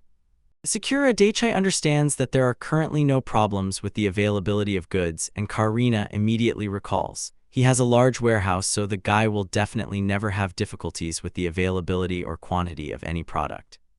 Sakura understands how dangerous everything is and says, in a difficult moment he will definitely come up with something. Alicia does not understand why this guy is so carefree. Does Sakura Daichai really think that everything will be so simple? The guy smiles and looks into the distance. It seems to him that there is nothing complicated here. In any case, he will show this to Head Klaus so that he properly familiarizes himself with the plan and idea for sales. The man looks confidently ahead. He is 100% convinced. Difficult does not mean impossible. The girls eat candies and realize that they will not be able to convince Sakura Daichai. The girls finish their second cheesecake. The guy reminds me of one thing. He asks Karina if she has elemental magic and how much of each she has. He is very interested in her telling him. Karina, holding a fork in front of her, names 3 elements: water, fire, and wind. Daichai looks at everything with enthusiasm and asks how much elemental magic she has. Alicia folds her hands in front of her and looks at them. She modestly says that she knows absolutely all the elements. At first glance, you wouldn't say that such a delicate and sweet girl has so much power. This guy just froze in shock. Now he thinks that Alicia is even cooler. Karina explains, the fact that Alicia has all the magical techniques is a big secret. Sakura Daichai expresses his understanding and suggests that it is not worth asking the girls about anything else. This is necessary so as not to intrude on others' boundaries and to preserve his relationships with Karina and Alicia. After that, Karina reproached Alicia for not answering such a question immediately. Alicia was a little upset and apologized. This information is very important, and it is clear that it must be kept secret. Sakura guesses that both girls are mages, and that means they are definitely in the guild, so the girls can calmly talk about those ranks that Daichai so eagerly wants to know about. Karina agrees and says that she and Alicia have a high rank. The scheme is simple. The strongest is A rank, and the weaker ones go in ascending order of alphabet letters. It is easy to understand even for someone who came from another world.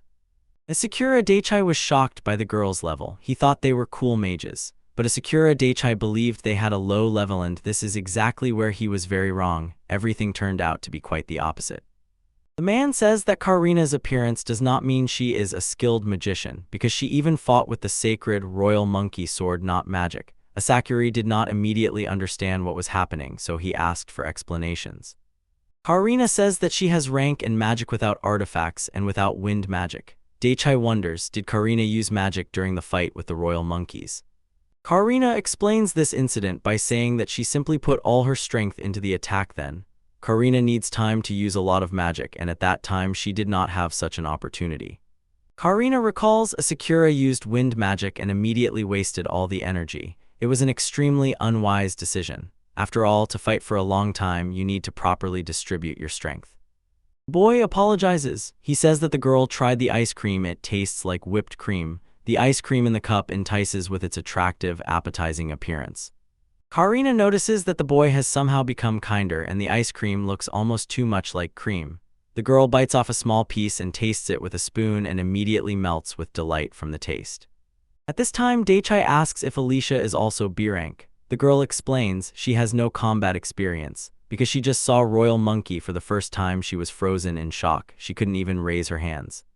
Daichai asks the girl if she can use magical items. She agrees. Fortunately, she had the ability to cast spells, so she decided to try this skill, and it was this that helped them in that difficult battle. The man explains about the enchanting skill. Alicia says that the things used to fight witchcraft are magic that can be used to enhance the function of an item. For example, if you cast fire spells on an object, it will gain fiery properties. That's how it works. It seems simple, but in reality, it requires colossal skills. Alicia happily says you can understand the power of an object the same way, and then even those who cannot use magical properties will be able to use it. As long as there is magic in the object, Alicia will be able to use it. Inspired, Daichai says if you compare one magical artifact and 4 enchanted ones, they will have the same power. But Karina objects it is not that simple at all. Alicia explains the magic of enchantments is by no means limited to one. For example, an ignition item, it will ignite. And if the user has a high-class magical instrumental set, it will seem as if he controls the size of the flame, but it will cost an incredible amount of money. There is one reason, but it is very dangerous. The less often you use this item, the better. It may happen that the boy wants to light the stove, but instead fireballs will fly out, which can cause harm. The boy asks the girl with interest how she was born with magic. Karina confirms and explains it is an innate gift. Such people are extremely rare, but Daichai was just lucky. The man was already thinking that maybe it was worth postponing the idea of creating magical items. He would like to have a station for detecting enemies, but carrying it would be almost impossible. The man also does not want to burden Nick. After all, he usually plays the role of the boy's secret weapon. And when a critical moment comes, Daichai forces him to use water magic. Polina suggests if Nick detects enemies using Karina's wind magic, then it might work. He asks Karina to show exactly how she searches for an opponent using wind magic. Karina was skeptical about this question. In her opinion, it is not something that can be proven and immediately seen. She, of course, did not want to immediately show off her skill. She thought the moment was inappropriate. The man immediately began to flatter and sweetly beg that there was nothing wrong with it. He persuades Karina to try her skill and show how skillfully she applies it in practice. The trays with sweets are already empty. Karina closes her eyes. A large circle flares up above her like a radar that can detect monsters. A line moves inside the circle, activating the girl's ability. Suddenly, Nick reacted to something and his gaze changed from calm to frightened. Asakura Daichai noticed this, but Karina, it seems, had already figured something out with her skill, and the results are clearly not encouraging. Karina closed her eyes and leaned forward slightly. She panicked and asked the boy to wait. She felt someone's shoulder nearby. They had to be as careful as possible not to get into trouble themselves. The man assumed that there was some kind of monster near them. Karina didn't listen to anyone. They only kept saying that it was something big and it could move. The girl believes it could be a person. The boy wondered what a person would do in such a dense forest. Suddenly, he was gripped by horror. It could be bandits. They would easily and ruthlessly deal with them or cause trouble. Karina cannot determine the number of bandits who are somewhere very close. Here, Alicia confidently says that there are about 8 bandits. Karina thanks the girl, and in response, she only apologizes. She says that this is only an approximate number and relying on it unconditionally is the wrong decision. This situation helped both Asakura and Karina not to reveal Nix's ability. Karina nods with a smile. The man understands. This is much better than Karina's wind magic because it may not be very accurate and it should not be relied upon. Now they have more accurate data that will help in the search. The boy guesses Alicia is not as graceful as she seems at first glance. Now it is clear why Karina wants to keep everything secret for as long as possible. After all, if you look at it this way, the information about Alicia is hidden not only by Karina, it is also concealed by Klaus and Captain Jeffrey. He understands. Now is definitely not the time for such thoughts. The man thinks again about the number of bandits. He asks the girls what they think were there fewer than. He even suggested that it might be some kind of traveler's party. But Karina was already reaching for the hilt, preparing to draw the sword from its sheath. She does not deny that it could be a coincidence, but the likelihood of coincidence is low. The boys need to be ready for anything. Karina pulls on gloves. The focused expression on her face makes her hastily order the boys to keep their distance until they find out who these guys are and whoever they turn out to be. It was as if the table where the boys sat did not exist at all. The girls from Asakura too quickly, gathered. They walk through the forest among giant trees, casting deep, dense shadows on the ground. Perhaps Asakura Dathai has a skill that is worth a lot in this world. Although he tries to avoid it, he can get absolutely everything he wants. As it turned out, they found as many as 8 opponents. If they are bandits, then Karina's boyfriend will be able to defeat them and protect Alicia. The boyfriend asks Karina if they will hide. The girl explains that it is dangerous and asks the boy to sit quietly. After all, they do not know what magic and skills the opponents have. Moreover, Nick felt someone very strong. Suddenly, the kitten climbs out of the boy's hut and looks ahead warily. The boy begins to suspect that they really are bandits because Nick's reaction was by no means reassuring. This guy definitely did not intend to spare those who destroyed the village. He was already fully prepared to unleash the entire arsenal of weapons stored in the cache so that the culprits would get what they deserved and could not escape so easily. Karina says that everything is getting worse and worse. The boy wonders, what happened? The girl turns around and replies that more opponents have appeared. Karina frowns and says that there are about 20 opponents. The man understands, that is really a lot. Asakura will not be able to use absolutely all the items from his world for defense. If these are really robbers, their hideout must be very close by. If the guys find it, it will be the end of all troubles once and for all. If they come across the robbers' hideout, they will definitely be able to protect the villagers. Alicia turned to Kara and wanted to suggest something, but she immediately interrupted and categorically refused. Karina ordered the guys to return and report everything to Jed Bertram and Captain Jeffrey. The boys are here again. Captain Red is sincerely glad they came to him, he calls Jeffrey. It seems the man is glowing with the thought of listening to the boy and his proposal, but he has no idea what exactly Daichai wants to talk about. The man stands up from the table and asks the boys to wait a little. Instead, he, as a polite host, offers them tea. The man takes the teapot and is about to pour tea into the mug. The man politely refuses and asks if he can discuss something with him before Captain Jeffrey appears. Asakura is a little nervous but determined to get his way and not back down. The man immediately smiles gently and already reaches to pour tea into the mugs. He asks the boy a question and lets him say everything he wants. Klaus is ready to listen, all attention and friendliness to Daichai, who wants to tell him something. Daichai loudly announced that he wants to open a shop in this village. The captain, shouting over him, repeated so loudly that the tent almost flew off. The boy covered his ears with his palms and realized. Even those standing nearby probably heard the captain's voice. The captain was embarrassed and apologized. Daichai calmly placed waterproof matches on the table. The man, looking at them with surprise, asked if he really intended to sell such goods and what these things were. Immediately, Asakura Daichai lights one match and it flares up with a bright flame. He explains to the man that this phenomenon does not require magical power at all. Such a wonder shocks the man and he immediately thinks of one thing. The men hold a match in their hands. He looks at the unknown object with great surprise and genuine curiosity. Realizing that this match can only be used once, he asks the boy if the time this time is limited. The man nods confidently. Daichai firmly decided the product will be in great demand. He says he wanted to sell it to people who cannot use magic.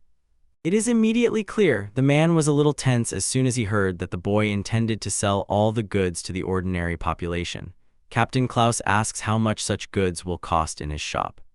The boy explains that each of these goods will cost 2 silver coins, and they're 2,000 Japanese yen, although in reality waterproof matches cost only 1,000. He is not engaged in charity, he is having sales. The man waved approvingly, he understands everything. Captain Klaus asks how much the flint costs and he replies, 60 grands, and that will be equivalent to a silver coin. The man burst out in indignation and immediately slammed his palm on the table. He did not understand why it should cost so little compared to matches.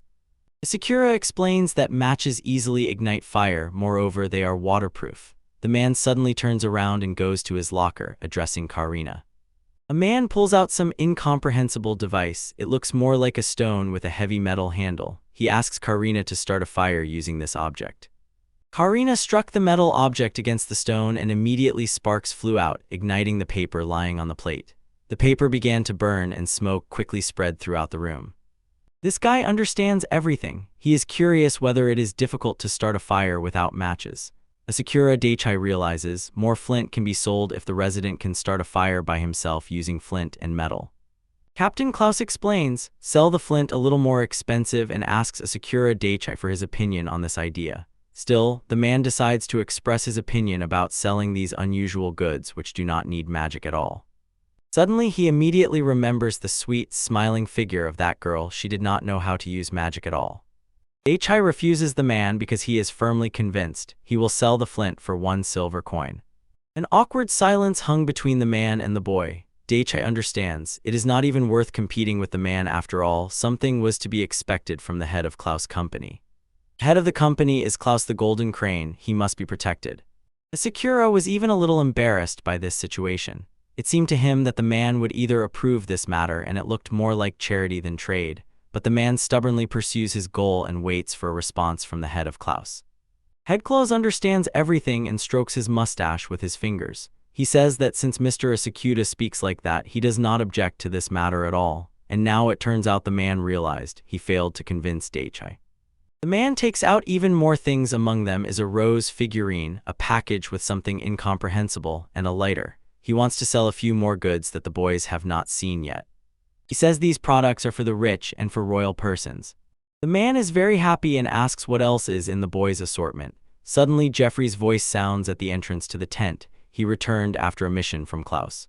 The boy asked to be a little patient and will show the rest a little later. They immediately found a common language with the man and both agreed to these terms. Now the trade of unusual goods will definitely take place and the boy will open his store. Jeffrey's head peeks out of the tent, is invited inside. When Jeffrey stands behind the boys and doesn't let them leave, Klaus asks them to tell what really happened in the forest and the village. Klaus the head was filled with solemn seriousness, while Asakura, Alicia, and Karina were already considering how to answer this man's question. The village was attacked by bandits. Now it is swarming with robbers everywhere. They mercilessly turn everything they get their hands on into ruins and scatter piles of garbage. For now, a suspicious group is hiding in the forest. These shadows hide in the forest to reveal the truth. Klaus says he has a few proposals. The man asks Jeffrey who it is. Jeffrey says they could be hunters or travelers, but as soon as bandits attack the village, more and more bandits appear on the roads near the forest.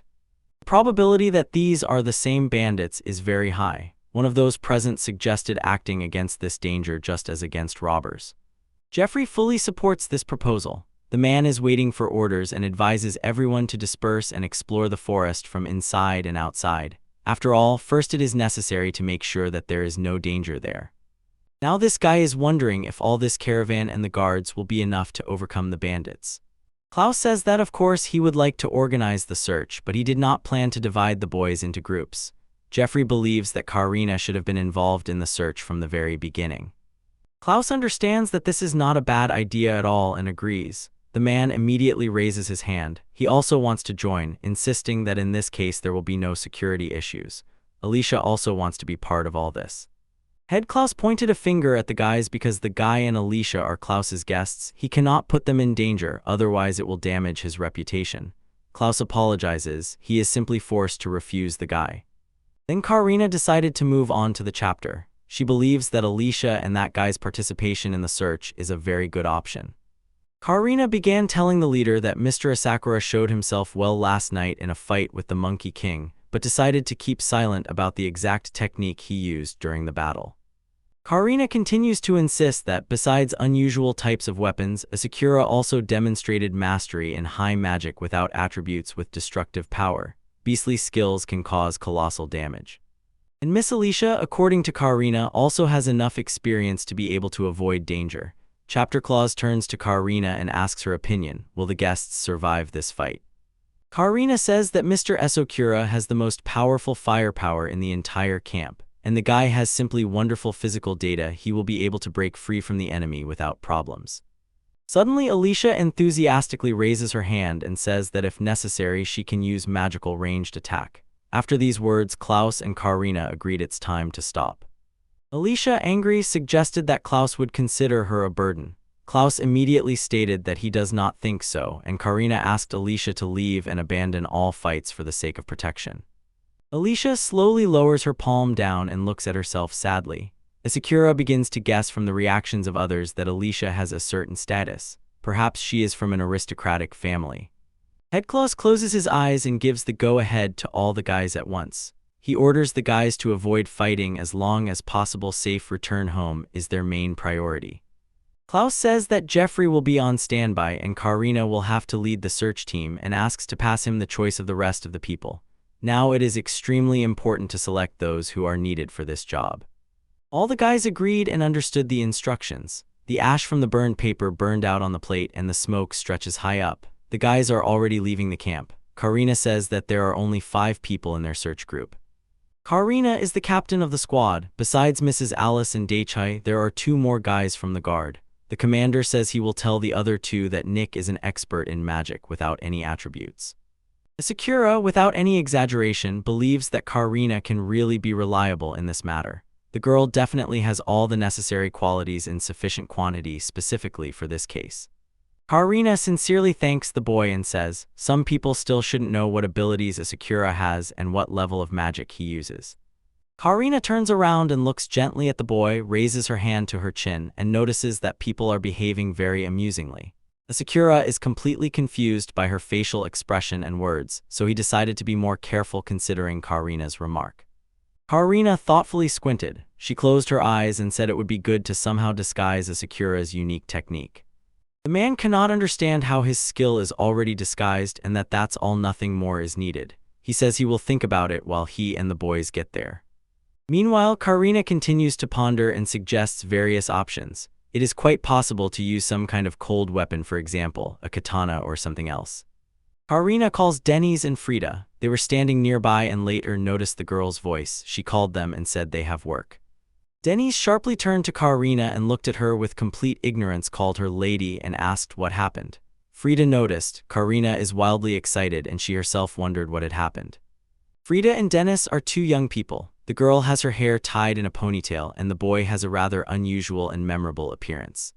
Karina explains that she felt the presence of a suspicious group in the forest, about 20 people. Karina asks Frida and Dennis to accompany her and the boys so she can make sure she is right. Dennis runs his palm over his prickly cheek. He thinks that such a check, especially now and with just 2 of them among 20 people, is hardly worth it. Frida quietly but sweetly laughed. She noticed her partner just clumsily got into a profitable job. The man apologizes to Frida and explains that his main principle is a convenient device and making money. Denny's really hopes for understanding from his partner. Asakura notes, the dialogues between Denny's and Frida are very witty and it immediately becomes clear that they are true professionals in their field. Karina tells Frida and Denny's that they will hear all the details on the way. The 2 new students ask about Asakura and Alicia. Karina begins her story. The guys continued their long journey. Karina says that she and Asakura will be at the vanguard. Alicia is to be in the center of the unit. Denny's and Frida are to hold the rear of the group.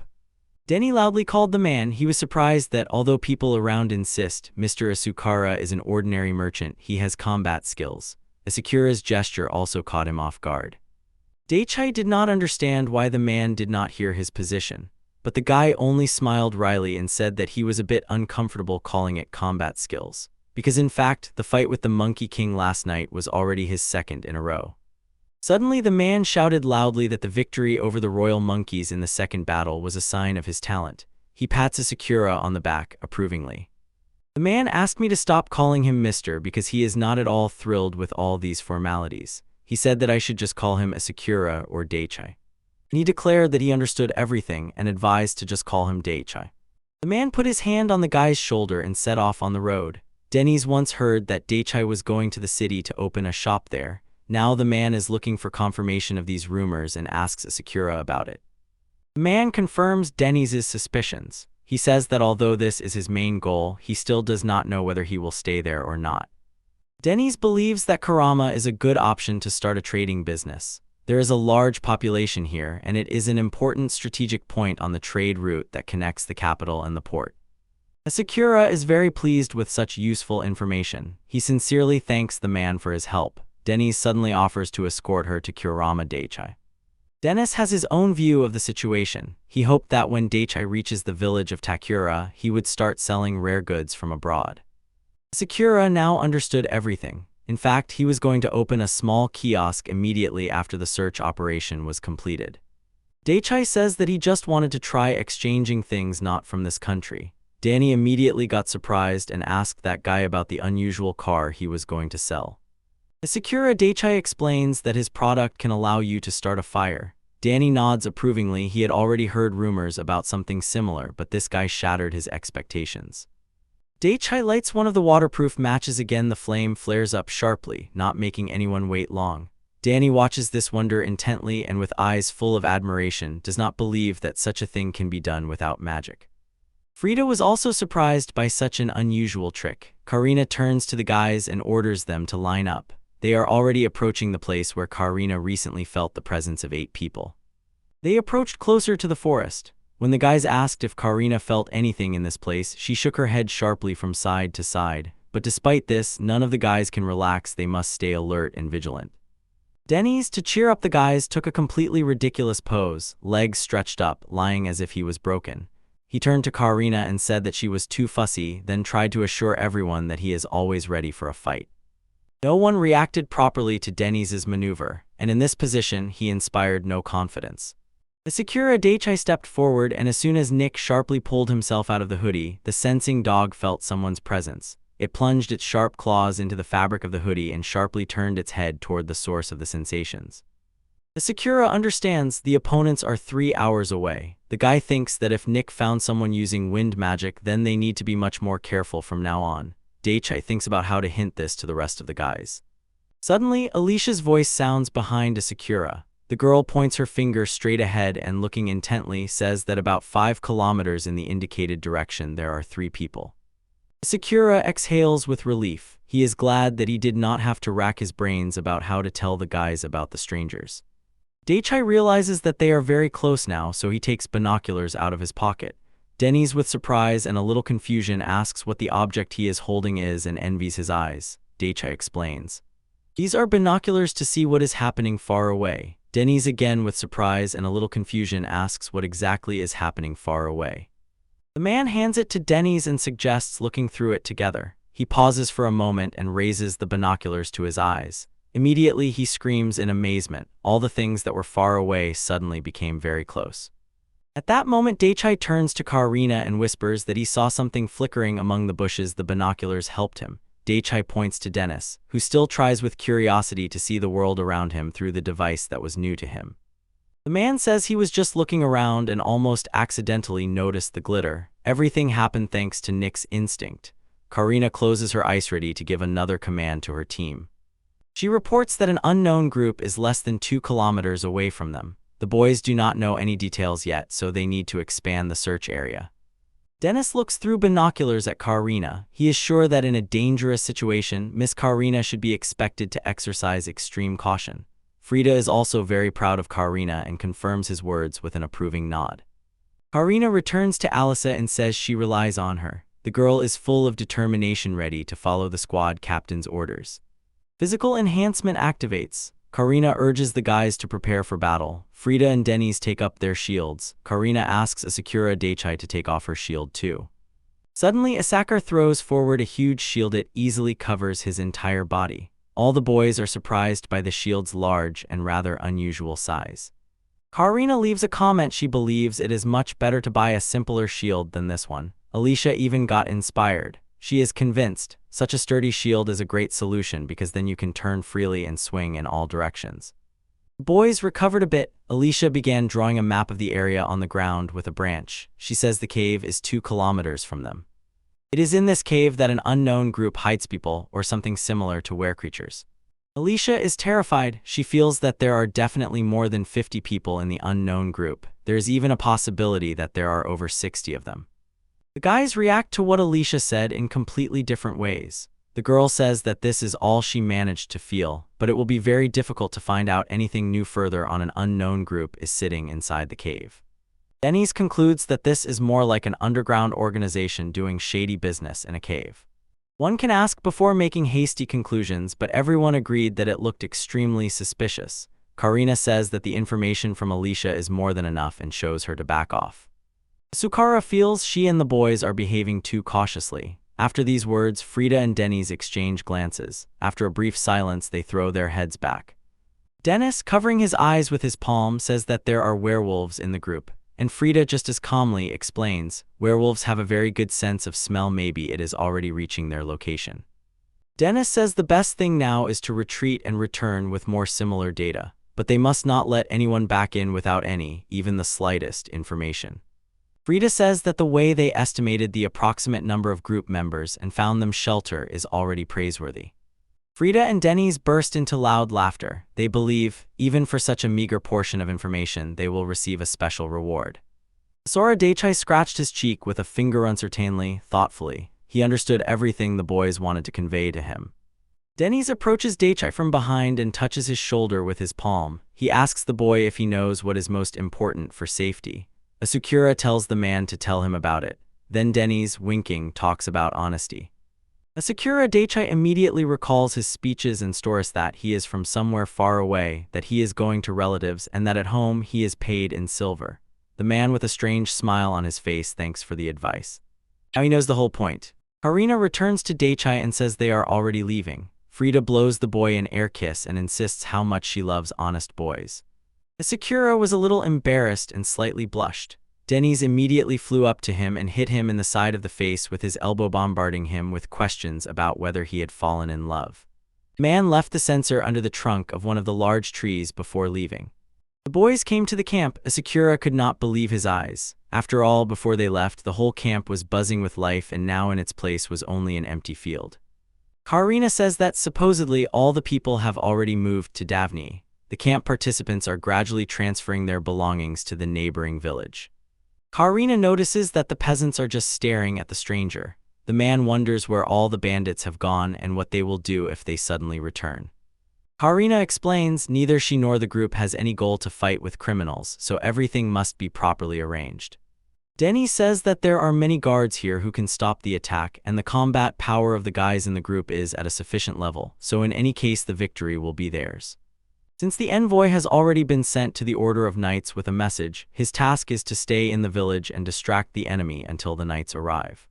Now everything became much clearer for Asakura Daichai. Dennis says they have a problem. The thing is, there turned out to be many more enemies than they expected.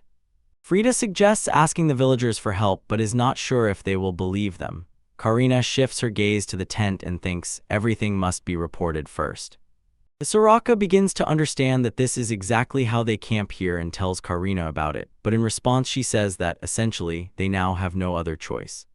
On the other hand, it is easy for them to gain the support of the village. When Dennis asks what the elder and others said, Karina replies, they need to find reinforcements. Frida remembers this village has its own civil defense organization. Karina said it would be a great result if they joined their group. Dennis says that they have no choice if they are informed that their village is being attacked. Karina returns to Dennis and Frida and says that these two are resting until the evening and can return to their usual work. Frida wonders what Mrs. Karina will do in this situation. The girl says she will show the main street of Daichai and Mrs. Alesha. Karina's calm immediately changed to horror. After all, Frida and Dennis shouted about how their masters addressed Mr. Asakura only by his first name, so Frida and Dennis immediately began to guess what this could mean. Karina stretched out her hands in front of her in denial because everything is turning out completely differently than the guys imagined. The girl reminds everyone, Mr. Asakura simply does not like formalities. Dennis notices that during the mission, Karina did not address Asakura the same way. Frida confirms and suggests maybe Mr. Karina is just nervous because of the mission. Karina was burning with shame. Dennis, noticing this, assumed that Karina was hiding something from them. Karina sharply asked to stop teasing her. Dennis turns to the boy and asks what he thinks. Sakura hesitates and says that Karina really behaved a little differently. Maybe she was really nervous. In fact, Asakura Daichai was extremely dissatisfied and deep down wanted these guys to kill him. It was enough for Karina to change her behavior a little, and the two immediately found a reason to mock. Frida immediately pounced on Karina with hugs and kisses, trying to lead her to conversations with the girls. She says that if Karina needs advice from a sister, she is always ready to help, but Karina simply refuses. Dennis really wants to talk to the girls. Karina bursts into anger and pushes Frida away. She wants these jokes to end as soon as possible. Frida returns to Asakura, winks and asks if he thinks Karina is a cute girl. Asakura says without a shadow of doubt, when Karina is nervous, she is very beautiful, but now, in the boy's opinion, she is also sweet. Daichai does not understand who is pulling his tongue to say such a thing. Karina immediately got confused. She did not believe the words she just heard, and Frida and Dennis, who stood behind holding hands, were impressed by such a confession. Asakura grabs Karina's hand and pulls her away. The boy says goodbye to Frida and Dennis and says that he and Karina still have to open the shop. Karina was embarrassed when she felt the touch on her hand. Frida and Dennis smiled kindly and asked Ms. Karina to go first. Karina is angry and does not understand why the boys wish her good luck if she and Asakura are just going to inspect the shop. The boys are already dispersing in different directions while Frida and Dennis still want to have a good time. Karina thinks the boys definitely hear her. Karina and Asakura Daichai quietly hid in the village. They have 2 hours left. Young man suggests just watching how the locals react today. Karina turns away from the boy and says that maybe there will be no noise, there are few people on the street today. Alicia noticed Karina's excitement and asked if she missed something interesting. Karina shuddered and replied to the girl that she did not miss anything important. Alicia looks at Karina with a hypnotic gaze. She puts her hand on the girl's shoulder and declares that something definitely happened. Karina is again overwhelmed with shame and says that it is nothing serious. To distract Alicia, Karina suggested preparing for the store opening. Only 2 hours left, and under no circumstances should time be wasted. Asakura waves his hand, trying to get the attention of Karina and Alicia. He wants to say something important or signal them to come closer and be aware of what is happening. A man approaches an elderly woman who is selling things and greets her. The woman asks if he wants to buy something. Asakura states that he wants to offer the woman some goods and asks her to wait just a little. The man lays out a large number of boxes on the table, medium and small sizes. The saleswoman nearby immediately took an interested notice of this. The woman sincerely praises the guy for such very successful boxes. She says that she even feels envious up to Asakura Daichai. The woman finds it strange that as she ages she becomes more and more jealous of people with boxes. The girl nearby gently nodded and smiled. Asakura extended his hand and asked how the ladies light a fire. The woman replied that she lights it using silicone. The girl nearby confirmed what was said. The girl raises her palms to her cheeks and, exhaling heavily, says, "Not everyone has a little magical power, and all these magical artifacts are very expensive."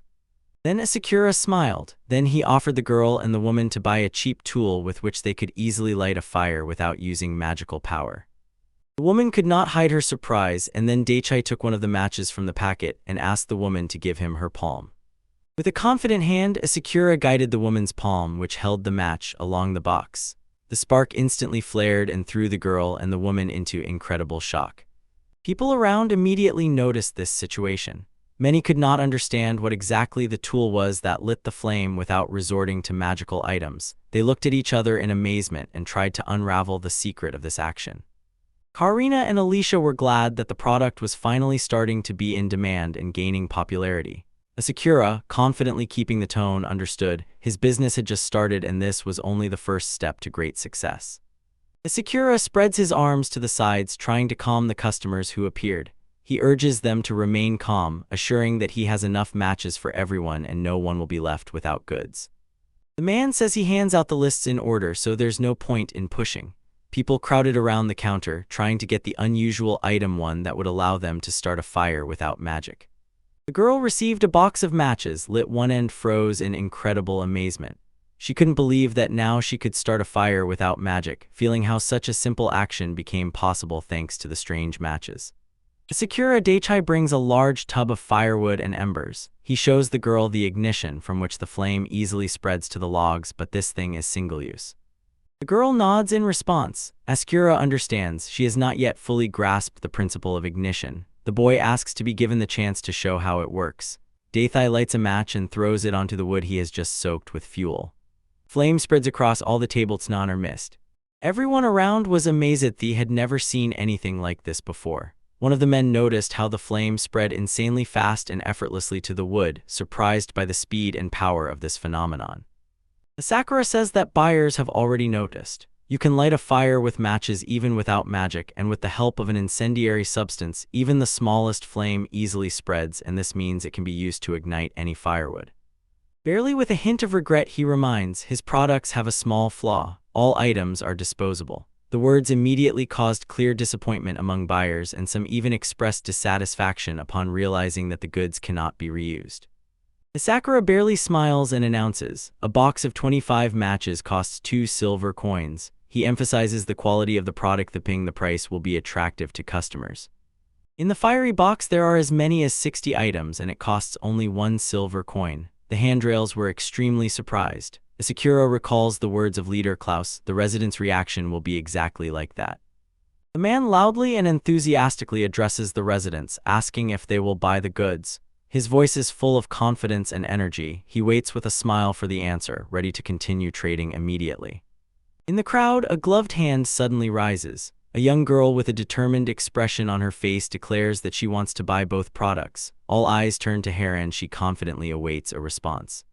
She pays for the goods with 3 silver coins, and Daichi gratefully thanks her for the purchase, expressing his appreciation, hoping the goods will bring her satisfaction and that she will visit again. Sakura asks the girl to stay a little longer if she has free time because he wants to show her something else. The girl asks Daichi in surprise if he really has any more goods. Sakura explains that this is not exactly a product but rather a small bonus for everyone. The man believes that others will definitely like it, and the girl agrees. The man takes an object out of his bag and tries to attract the attention of others to show his small reward. Sakura pulls out the grate and places it on the barrel with burning firewood. The others do not understand what the young merchant wants to do. Sakura immediately threads pieces of meat onto the skewer and places them on the grill. The meat immediately begins to emit a very pleasant, appetizing aroma. Next to him, people began asking that boy what dish he wanted to prepare. Daichi explains he wants to make barbecue. Shashlik is small pieces of chicken threaded onto a skewer and covered with sauce. One of the clients sees such a dish for the first time, although he very often cooks fried chicken. The people around were literally mesmerized by the smell coming from the grilled barbecue. According to Daichi's information, the poor and unemployed usually eat only twice a day, in the morning and in the evening. The boy believes that he managed to stir up the appetite precisely in this part of the population. Sakura takes 1 stick of the ready shish kebab. He calls the girl who was the first to say she wants to buy the last 2 products and offers her to try it first. Sakura explains this is the bonus he mentioned earlier. The girl did not believe that everything could be so simple and joined the meal. Everyone around kept their eyes on her and tried to catch every emotion of the girl. The eyes of the girl who tasted barbecue widened. She had never tried such delicious food before. Sakura sighed with relief, glad that the girl and the villagers enjoyed the barbecue. Meanwhile, the girl had managed to eat everything she was given and, savoring it, asked what the sauce was made of and if it could be bought.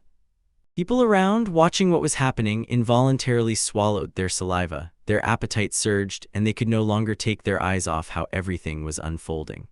The air around was tense with anticipation, and everyone felt a desire to become part of this scene. Everyone instantly rushed to the store asking to buy any product just to get a chance to taste that delicious dish. Some wondered if it was possible to buy only one of the offered products. Sakura loudly announces that he will have a barbecue, and to try it, you don't need to buy anything. Even if someone takes only 1 product, they will still get their portion. Suddenly, everyone rushed to the counter. Many believed that if you buy 2 sets of goods, you should get 2 portions of barbecue. The man sincerely asked to wait a little. He had no time at all due to such an influx of clients. He took several portions and approached the woman nearby, next to whom he had set up his kiosk. Sakura politely bows his head and thanks the woman and the girl sitting nearby for allowing him to lay out his goods next to them. The man also felt it necessary to apologize for causing them such inconvenience. The woman tells Sakura not to worry, they are closing soon anyway. The man, as a sign of gratitude, gives them a large portion of shish kebab. The girl and the woman sincerely thanked the boy for the treat, smiling warmly. He casually waved his hand in response, watched them leave, and confidently returned to his craft, ready to continue working. Sakura Daichi only had time to give orders, was so exhausted that he didn't even fully understand what he was doing. Karina and Alicia stood behind and ate barbecue. Meanwhile, the girl and the elderly woman left, finally saying goodbye to the boy. Asakura announced that his shop was already preparing to close, so if anyone still wanted to buy goods, don't waste time.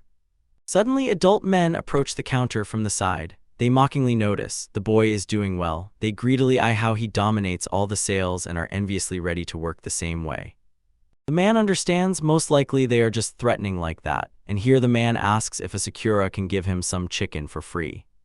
Asakura says with a barely noticeable smile that, unfortunately, everything has already been sold out and there is absolutely no chicken left, adds that the demand turned out to be unexpectedly high and apologizes for the inconvenience.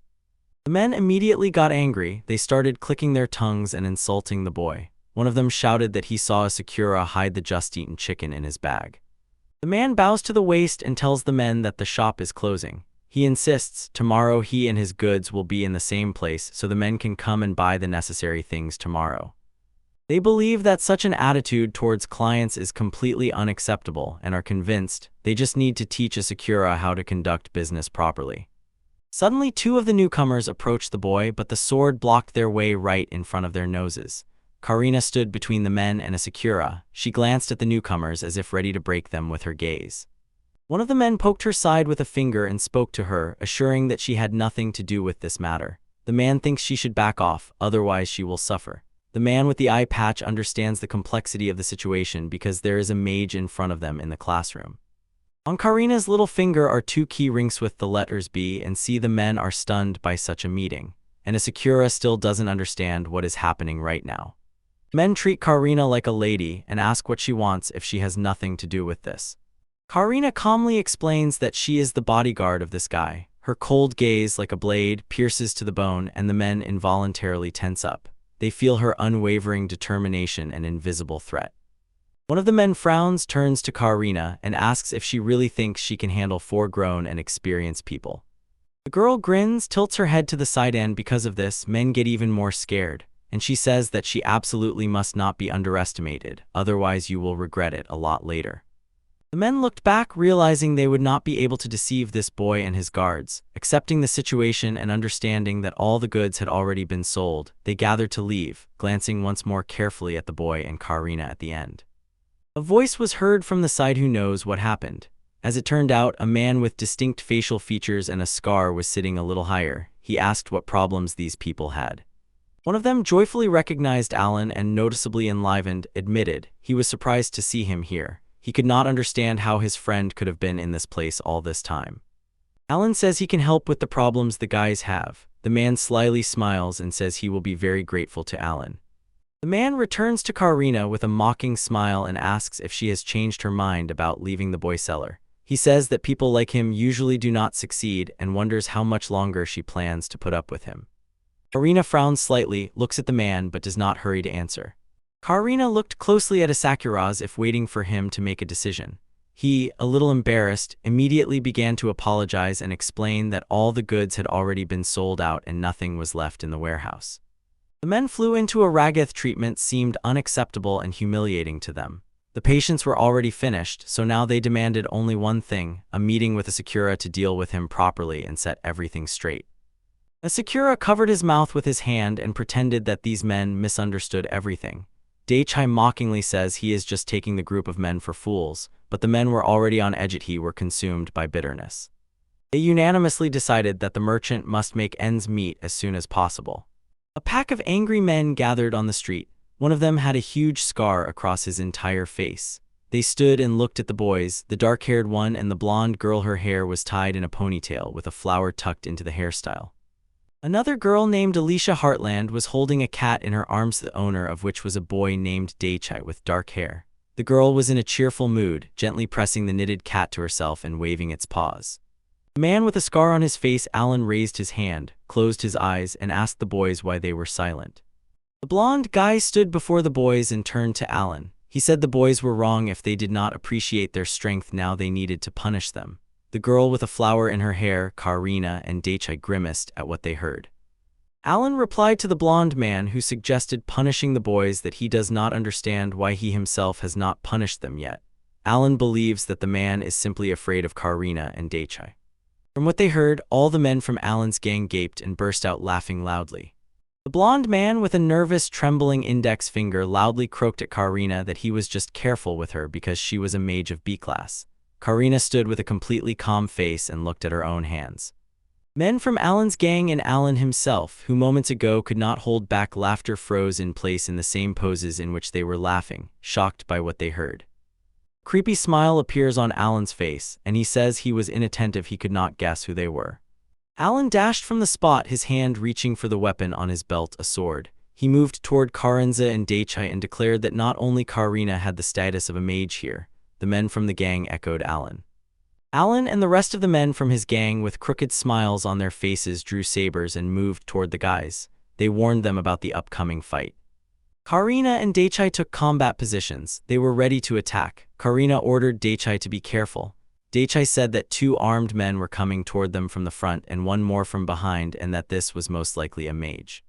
The armed men were moving toward Daichai. He thought, if it was only about the ability to physically strengthen oneself, there would be no problem, but if they could also use magic, then even bullets would not save him. Karina looks at Daichai and asks if he can take on one of the attackers. Daichai looks back at her and is silent. He was struck by her words. He decided that Karina asked him for help for the first time, and helping such a pretty girl as Karina only adds determination to defeat these rovers. Daichai agrees to take on 2 men and immediately goes on the attack. With one hand, he intercepts an enemy's hand, and in the hollow between them, a cluster of energy flares up waves with sparkling flicker. Daichai shouts to Karina that he is capable of defeating 2. Karina loudly replies, this will be enough to defeat the one who is coming straight at them from the front. Alan gloomily asked what those guys were talking about. The men with their swords in their hands continued to attack them. Daichai awaited their strike. Light flashed. After the flash of light, the bandits were on the ground. Bloody wounds opened on their bodies and they pressed them with their hands. The blonde and the whole gang were already kneeling before the guys with their heads bowed. Karina stood in front of the bandits, folding her arms across her chest, and waited for them to say at least a few words. Daichai stood next to Karina, looking at her in surprise. Karina narrowed her eyes. She was addressing the blonde man through whom the fight between the guys and the bandits started. The man with blonde hair and a silly smile on his face replied that he had already forgotten what he wanted to say and asked the other bandits if they remembered anything and wanted to ask Karina.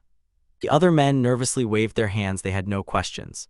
Daichai went ahead of Karina and sat down in front of the fair-haired man. He had a question for him. Daichai thought that more information needed to be gathered. The blonde was frightened. He said he was ready to answer any question that Daichai is interested in. Daichai calmly said that the bandits received an order to destroy the goblins. The man immediately agreed with Daichai's words. The man began to say that he and his colleagues are travelers registered in this city. He pointed at the second man and declared that their squads officially accepted the request. The blonde man continued to insist that, in his opinion, the party of that mage Alan did not receive this permission. Alan was in bad shape. He was breathing heavily. Daichai was still squatting. He pressed his palm to his chin and looked intently at the blonde. He asked how many goblins they had caught. The man did not give a specific number. Daichai had a sinister slanting squint. He was interested in the exact number of captured goblins. The blonde man got scared and repelled horror froze in his eyes. His squad caught 0 goblins. The second man, leader of another gang, was in the same horror and said that his squad also caught 0 goblins, Daichai thought. The leader of one of the gangs, who had caught no more than 1 goblin, began pointing fingers at the men wounded in battle. Allegedly, these bandits caught 11 goblins and then dealt with them. One of the men who was defeated did not get up and remained on his knees. His hands were cut. When he heard the words about the goblin massacre and how he and his company were pointed at, his face was distorted with fear and horror. Daichai leaned over one of the fallen and asked him about the goblins he had killed and about those finished off by others from his gang. The man shuddered at these words and answered yes. Daichai made a threatening face, narrowed his eyes, and ordered the man to tell about him and the rest of his squad. The man shrank even more, lowered his gaze, and fell silent. Daichai reached out to the wounded man, but he silently ignored his question. Then Daichai sharply turned around and asked another to name their names.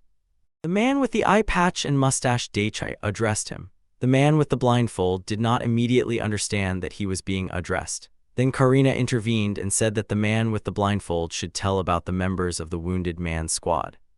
The man with the patch nervously spoke. The wounded man's squad consisted of only 4 people. Then the man with the patch pointed to one of the long-haired men. He was in the attacking squad. He had shoulder-length hair, light blonde. He was a water mage who uses healing magic. The man with the patch showed the other two attackers who were always at the front. They could not use magic. These people squatted and closed the wounds inflicted in battle with their own hands. The man with the eye patched the last one to point at Alan. He also uses magic for combat. He sat turned away from the rest of those present and did not say a word. Daichai looked at the men defeated in battle and thought that this was a strong team with the right balance of forces. Under such circumstances, it was not surprising that they defeated 11 goblins, but looking at them, Daichai still doubted something. Daichai stood up to his full height, raised one hand up and looking around asked the people nearby, did everyone receive the request to destroy the goblins in the village of Torno? The man with the eye patch and mustache raised one hand and said that he and his squad had just received such a request along with the squad of defeated mages. Daichai imagined bloodthirsty monsters and asked the man with the eye bandage what the reason was that they had managed all this time not to let the goblins attack. He replied that during the 10 days they had stayed in the village, they had not seen any goblins. The man with the blindfold kept insisting that later a group of mages appeared in the village, and as soon as they appeared 3 days later goblins appeared. Daichai replied to the man with the blindfold that they were lucky, they managed to get out of the village before the goblins attacked, otherwise they could have been hurt. The man with blindfolded eyes agrees with Daichai's words, then Daichai turns away from the man with blindfolded eyes and returns to the vulnerable men. His attention is caught by the water mage. Daichai has already approached the broken group of sorcerers. He inquired how they managed to defeat the goblins. He was interested in whether it was true and if so how many goblins there were. The water mage said that as soon as they arrived at the village, they immediately went into the forest to look for any monster. The water mage remembered the forest and continued repeating. Other squads said that goblins had not appeared for over 10 years. He decided that the monsters might have hidden, so they went to look for them in the thicket of the deep forest. Daichai wondered if the mages had managed to find the monster's lair. The water mage closed his eyes and shook his head no. Daichai, looking at the water sorcerer, pondered and fell silent. Then he glanced at Karina and she also stealthily looked at Daichai, the one who was looking at her. Karina sharply turned away. Daichai's hand was on his chin. As soon as she turned away, he closed his eyes. Daichai called for silence and asked the men what to do with them in the future. Karina stood nearby looking down at her feet. They piled the weapons into one heap. The boys consulted on how to deal with these detachments, to hand them over to the local governments or, if the detachments thought carefully about their behavior, to release them. The man from the squads, hearing the words about liberation, immediately gathered the whole crowd and raised a chorus of noise. Karina was annoyed by this noise and Daichai was a little surprised by what was happening. Karina turned away from the crowd shouting after her and said they had to Gothi needed to tell Klaus and Jeffrey everything. Daichai stood with his eyes closed and Alicia was nearby. Her hands held a cat named Nick. Daichai looked suspiciously at the water mage, who sat silently with his head bowed to the ground. Daichai could not take his eyes off the mage and thought that the words of this water mage might be true. Their squad consisted of mages, so they were capable of defeating the goblins and also going to the forest ball to search for them, or so it seemed to him. Daichai was already moving away from Laudermag and kept thinking. In the magic story, Daichai still looked strange and suspicious. He was very anxious. Even walking with his back to the water mage, Daichai felt that he was looking right at him. He thought the mage still did not seem like a person capable of easily revealing everything in advance. Mage looked up, his gaze fixed on Daichai, who was walking away.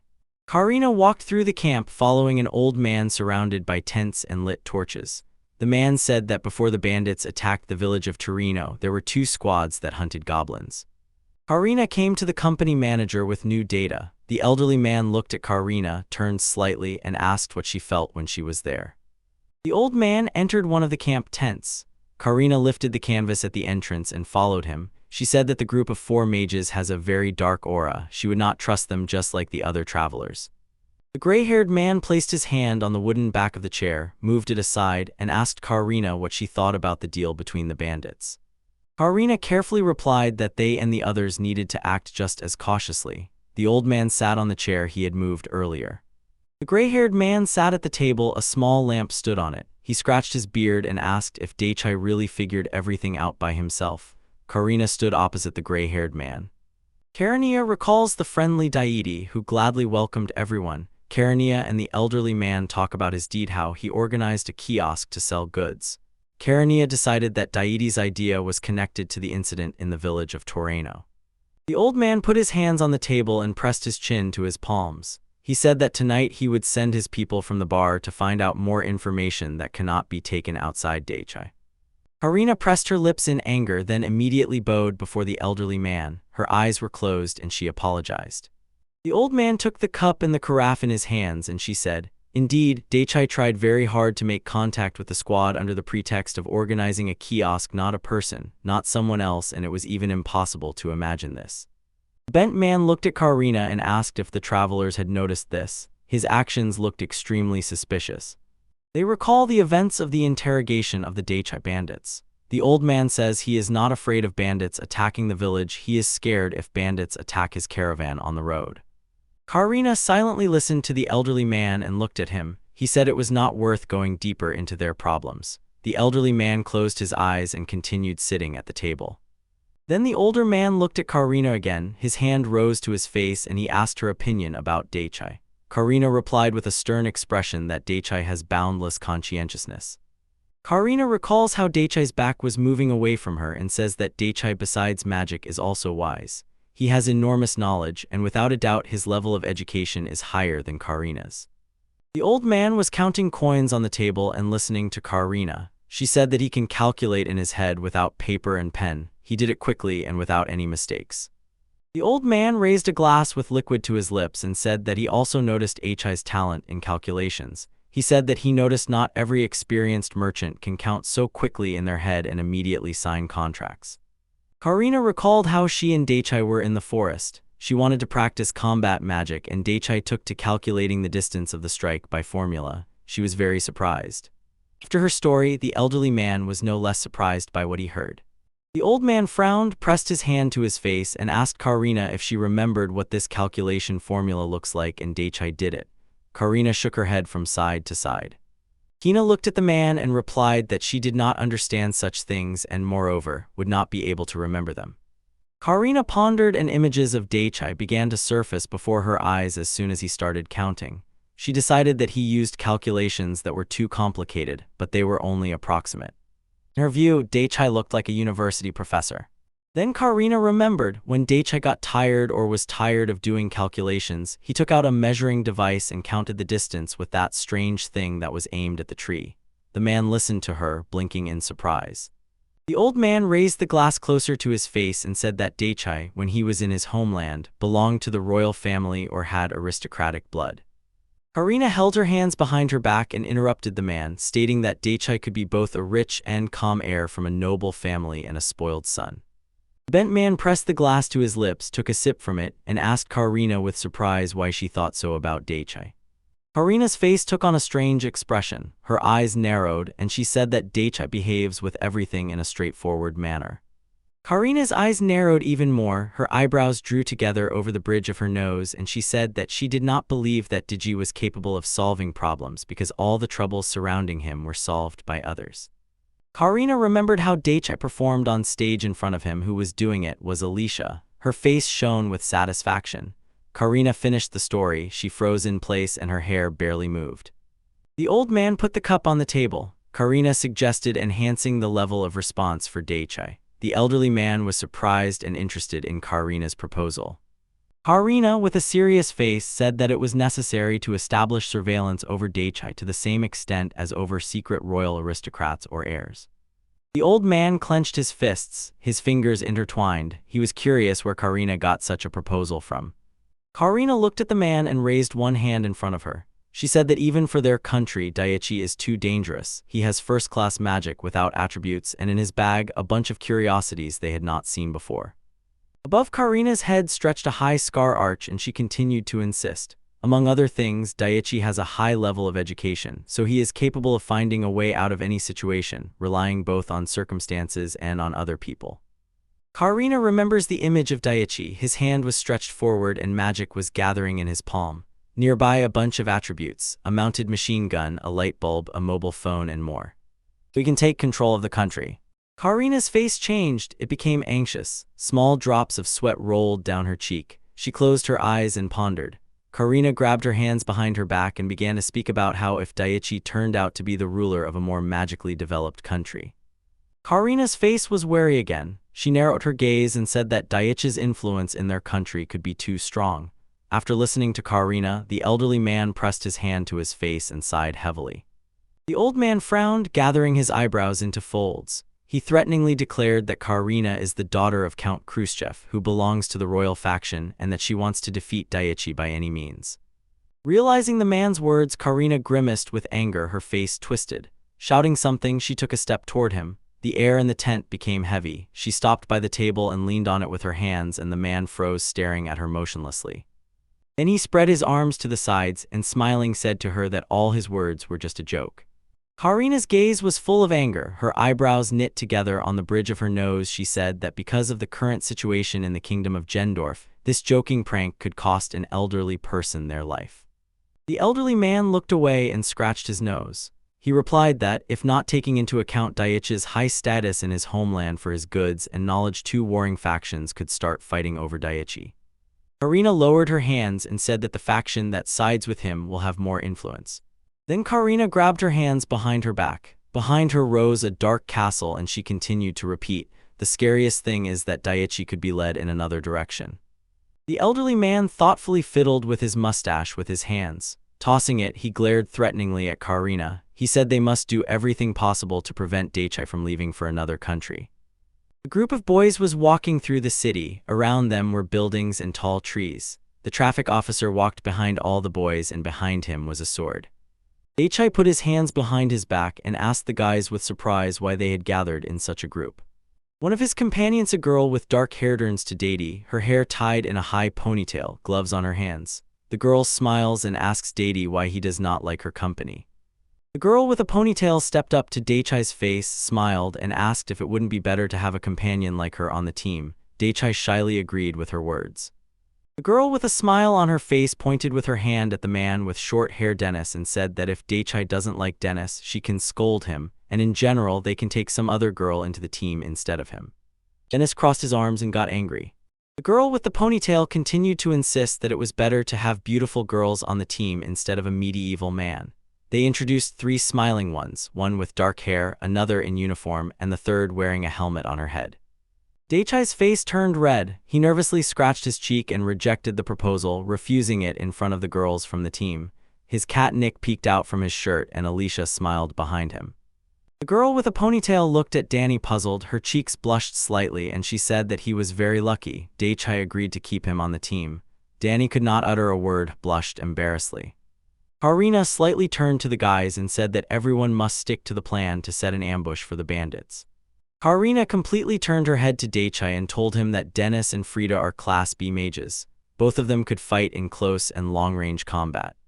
Daichi walked beside him. Wooden roofs flickered before his eyes, and he thought that mages of the rank were as strong as Karina.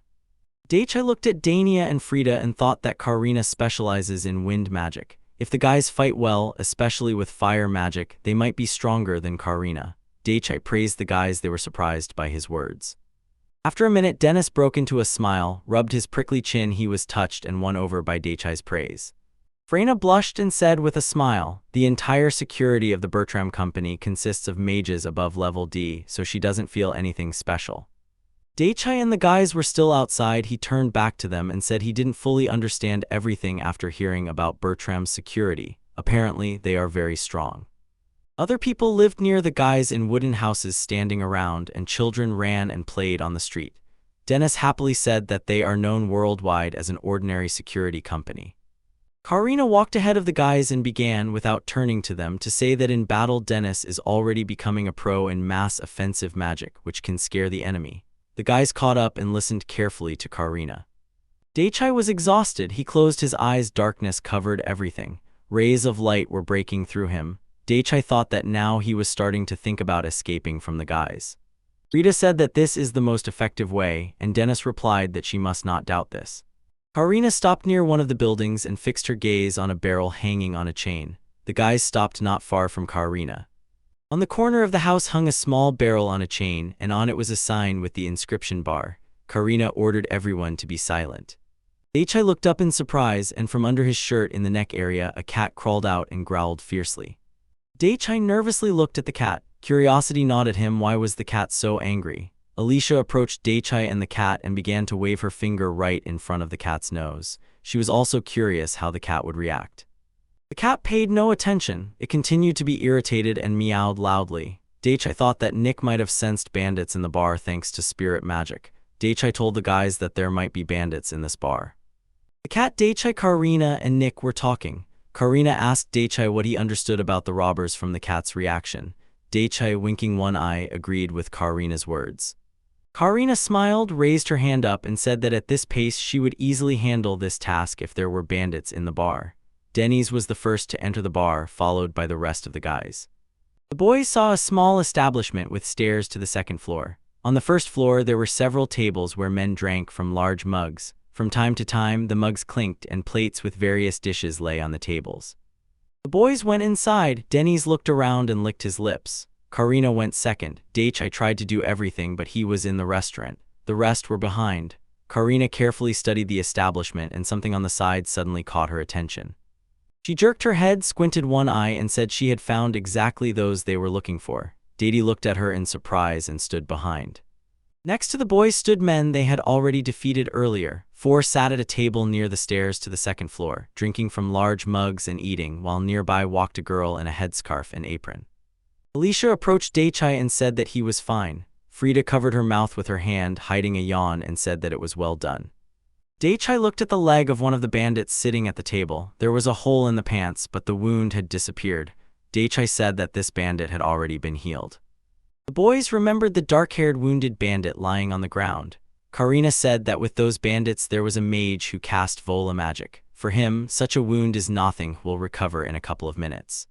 Daichai introduced 2 wounded men he brought with him. He kept his hands on his chin and said it would take a few minutes. Karina replied that the wounds she inflicted would heal in less than 3 minutes.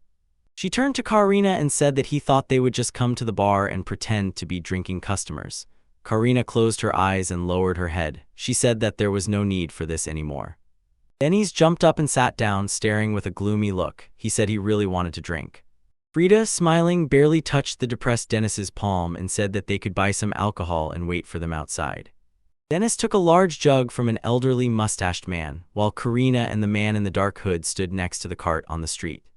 4 men, whom the guys were waiting for, came out of the bar and disappeared at a distance. Karina watched as the bandits left their corner and said that the bandits had left the village.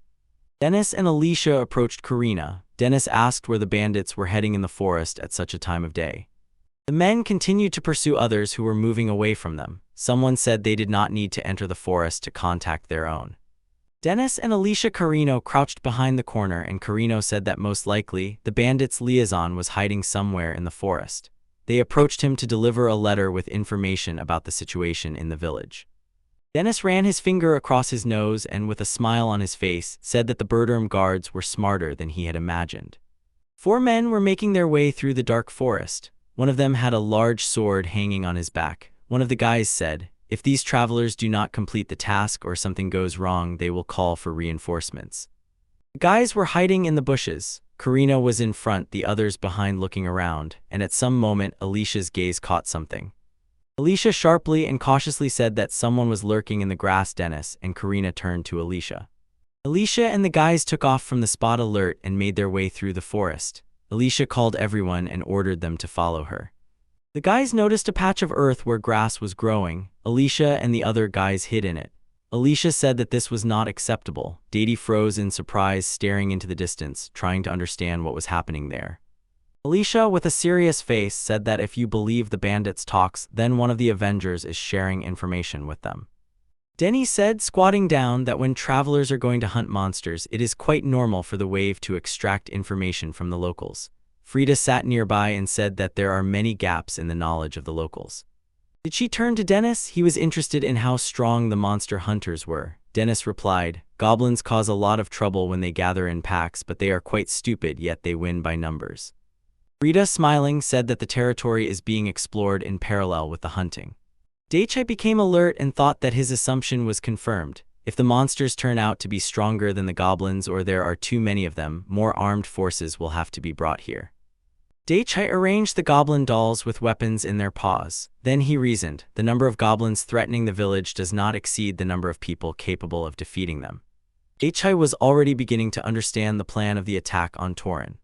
It was a collection of visual pictures and descriptions of how the bandits set the goblins against the villagers. The villagers turned to the guild for protection, and the bandits mingled with adventurers to find out if the bandits could defeat the villagers.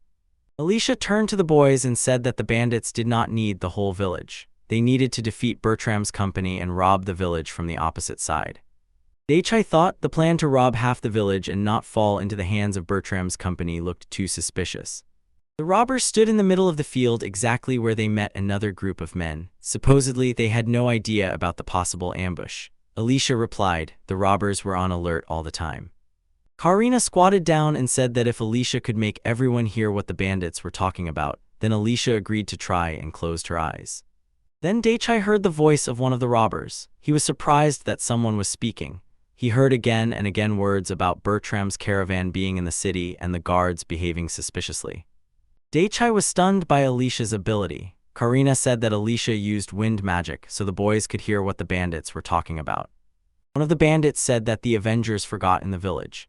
One gang of bandits was talking to another. The bandit with a scar on his face said that they were interested in the matter of the village Torin. The others listened to his words in surprise. Daichai and the rest of the boys continued to sit in the grass and listen to the bandits' negotiations. One of them stated that this was the same village they had robbed last time, and the other bandits supported his words. The dark-haired bandit with a hump on his nose said that you killed everyone then. Daichai's face changed. From the heard words it became stern. Another bandit replied that after the incident in the village, Bertram's group still had not moved.